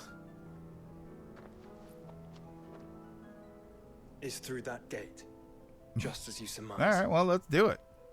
There's an army down there, Joshua. Yes, but I don't see any dominance. Well, other than us two. But yeah, like Zelda 2. You start out, you have all of the potion and heart, the magic and heart container upgrades, your level upgrades. You have your, I think you have your spells, and I think you have your items. But you still need to put the crystals in all of the temples. So you still need to play through the temples. I think you have your items.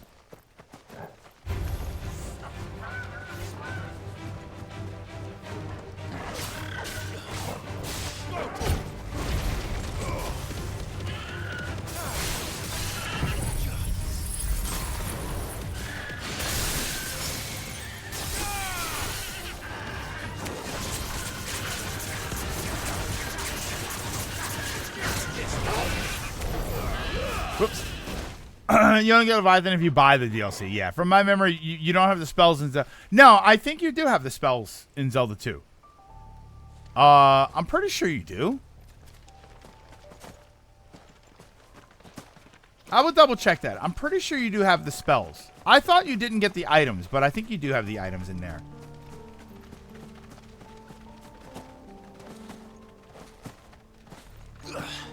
Yeah, I could have sworn you start with your spells. You keep everything but the dungeon overworld items.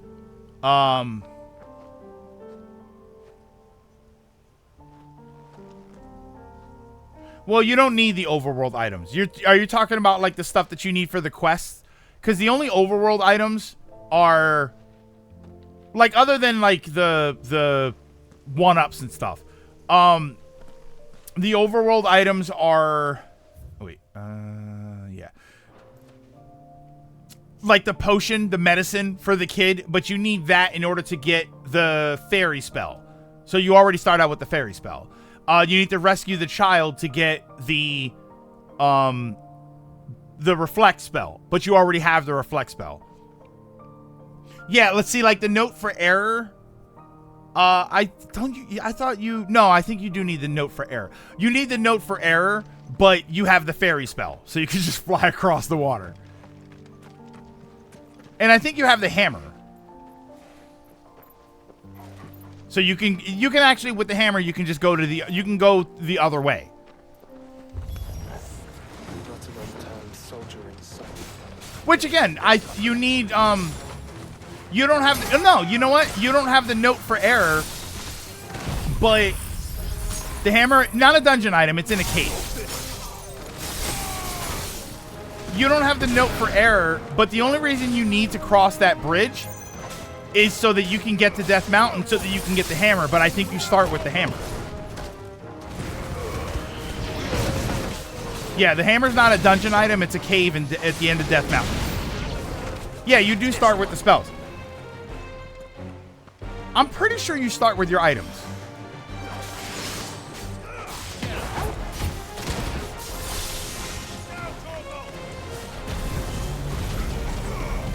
Oh, wait, what am I doing here? Okay, oh my god, wait.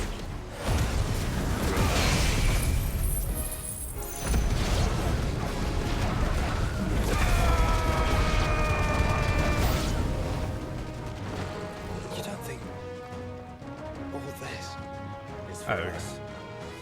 I wouldn't put it past Ultima. We've made nothing easy so far.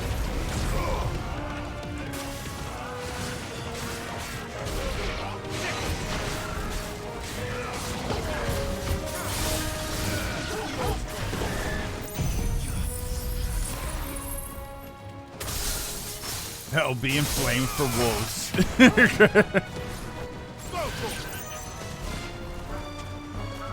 Turn around. Oh my god.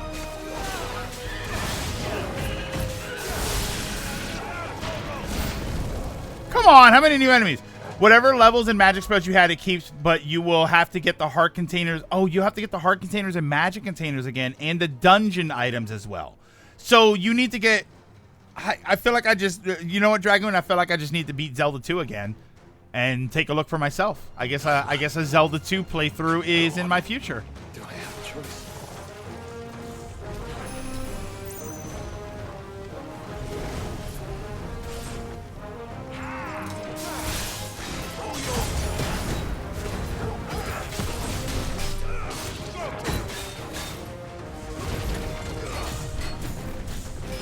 Where are you? Oh my god.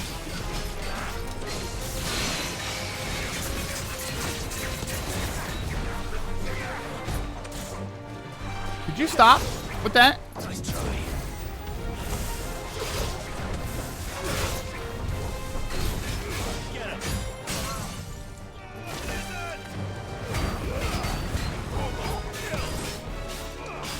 Yeah, I mean, I played Zelda 2 on stream probably more than once, to be honest with you.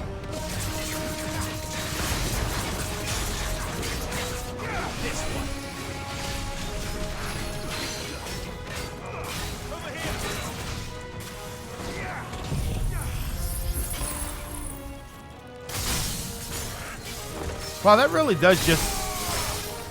It really does just evaporate his stagger meter. Like, it's not even like, oh, it does a bunch of little hits. If you do New Game Plus and Zelda 2, you can get a new ending? What do you mean there's a new ending?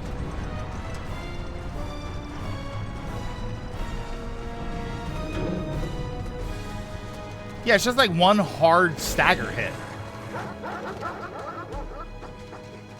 That's kind of what I'm built like. This one's bigger than the others. And meaner, by the look of it.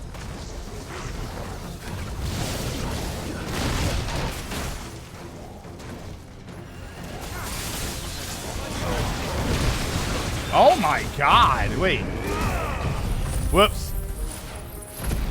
Oh, for the Zelda 2 HD fan. Yeah, I never went back and I never did that on stream, did I? I needed that.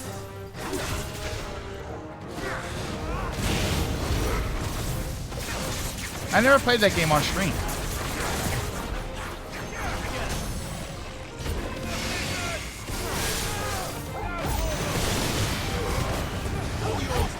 Yeah, the Zelda 2 HD. I have it. I played through most of it. I don't know if I finished it. I don't know if I forgot if I went back and finished that game.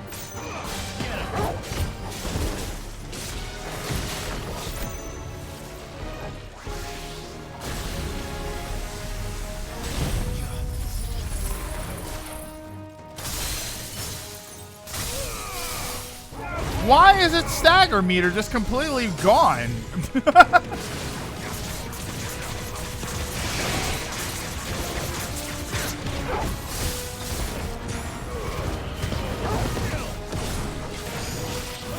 You know what, here. Oh, wait, I think I did that too late. Damn it.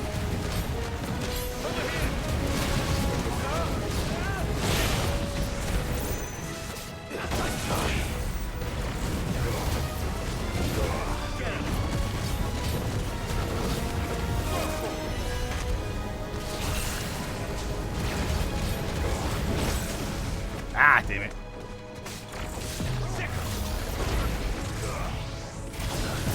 Whoa.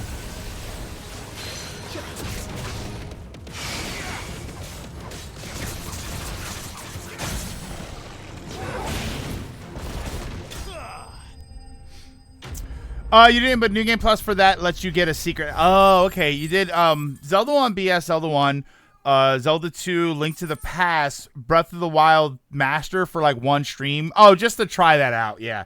I did 2 tier streams. That was a weird month. Yeah, the tier streams I think were just like, hey, let's look at stuff in the game. Tiers I still think about Don't worry, I'll be fine. I still think about doing a tier stream of like trying to play through the game relatively not quickly, but going through and just focusing on like a linear path and then doing shrines along the way and stuff. Like not moving too far out of the range of where the game tells you to go. just to sort of see what it's like to play that game in a more linear fashion. Because that was, we had that big discussion back when Tears of the Kingdom was, new and relevant. And it was about how, it has all of the stuff that feels optional. But if you have to do it in order to beat the game, it's not optional. Yeah, do like the main story. Yeah, it's still a long process. But like, because the game, is pretty linear in what it tells you to do. It's like, oh, hey, you have to do this stuff, and then, hey, look at that. You have to go to these 4 places, and then you can make a beeline right to those 4 places. Like, you can literally get on a horse and ride right over to them. So I always kind of wondered what the game is like if you just do that. And you don't focus on, let me collect a lot of goofy patterns and build a lot of wacky contraptions. Let me not build up, because, we talked about it before. That game, if you play that game in a very linear way, you only end up with 1 armor upgrade. You only end up with the Zora armor because you need it, because the storyline demands it.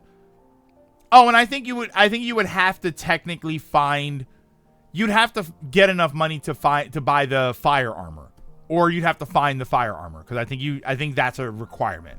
But other than that, you don't get sword upgrades and stuff naturally in that game. So I always kind of wondered what it would be like to try and play that game in that way.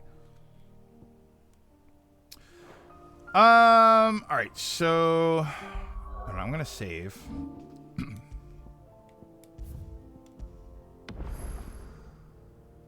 We'll save there too. Okay, I think we'll wrap it up there. Yeah, I think we'll wrap that up. I'm glad I managed to archive the stream from the YouTube. Wait, archive that stream from the YouTube purge. Yeah, I know that it would still be a long game. It's interesting with Tears of the Kingdom because, and Breath of the Wild technically, because there is this idea of like there's a bunch of stuff in there that you don't have to do. But so if you don't have, if it's supposed to be optional, how optional does it feel if you try to, like, anything that's optional in the game should feel like I don't have to do it. So if you have to do that stuff, like, shrines, you have to do shrines in order to upgrade your health and whatnot. So I'd be curious to see what it's like to play a game like that. Okay, give me 1 second here.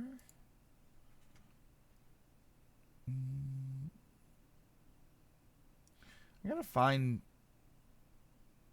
other people that like stream around the same time that I do.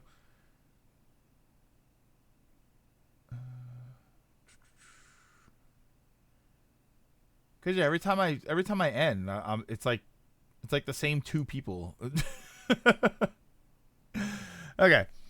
Depending on how long it takes for us to get to the game on Monday, we should be done within 2 streams. Yeah, so that's gonna be.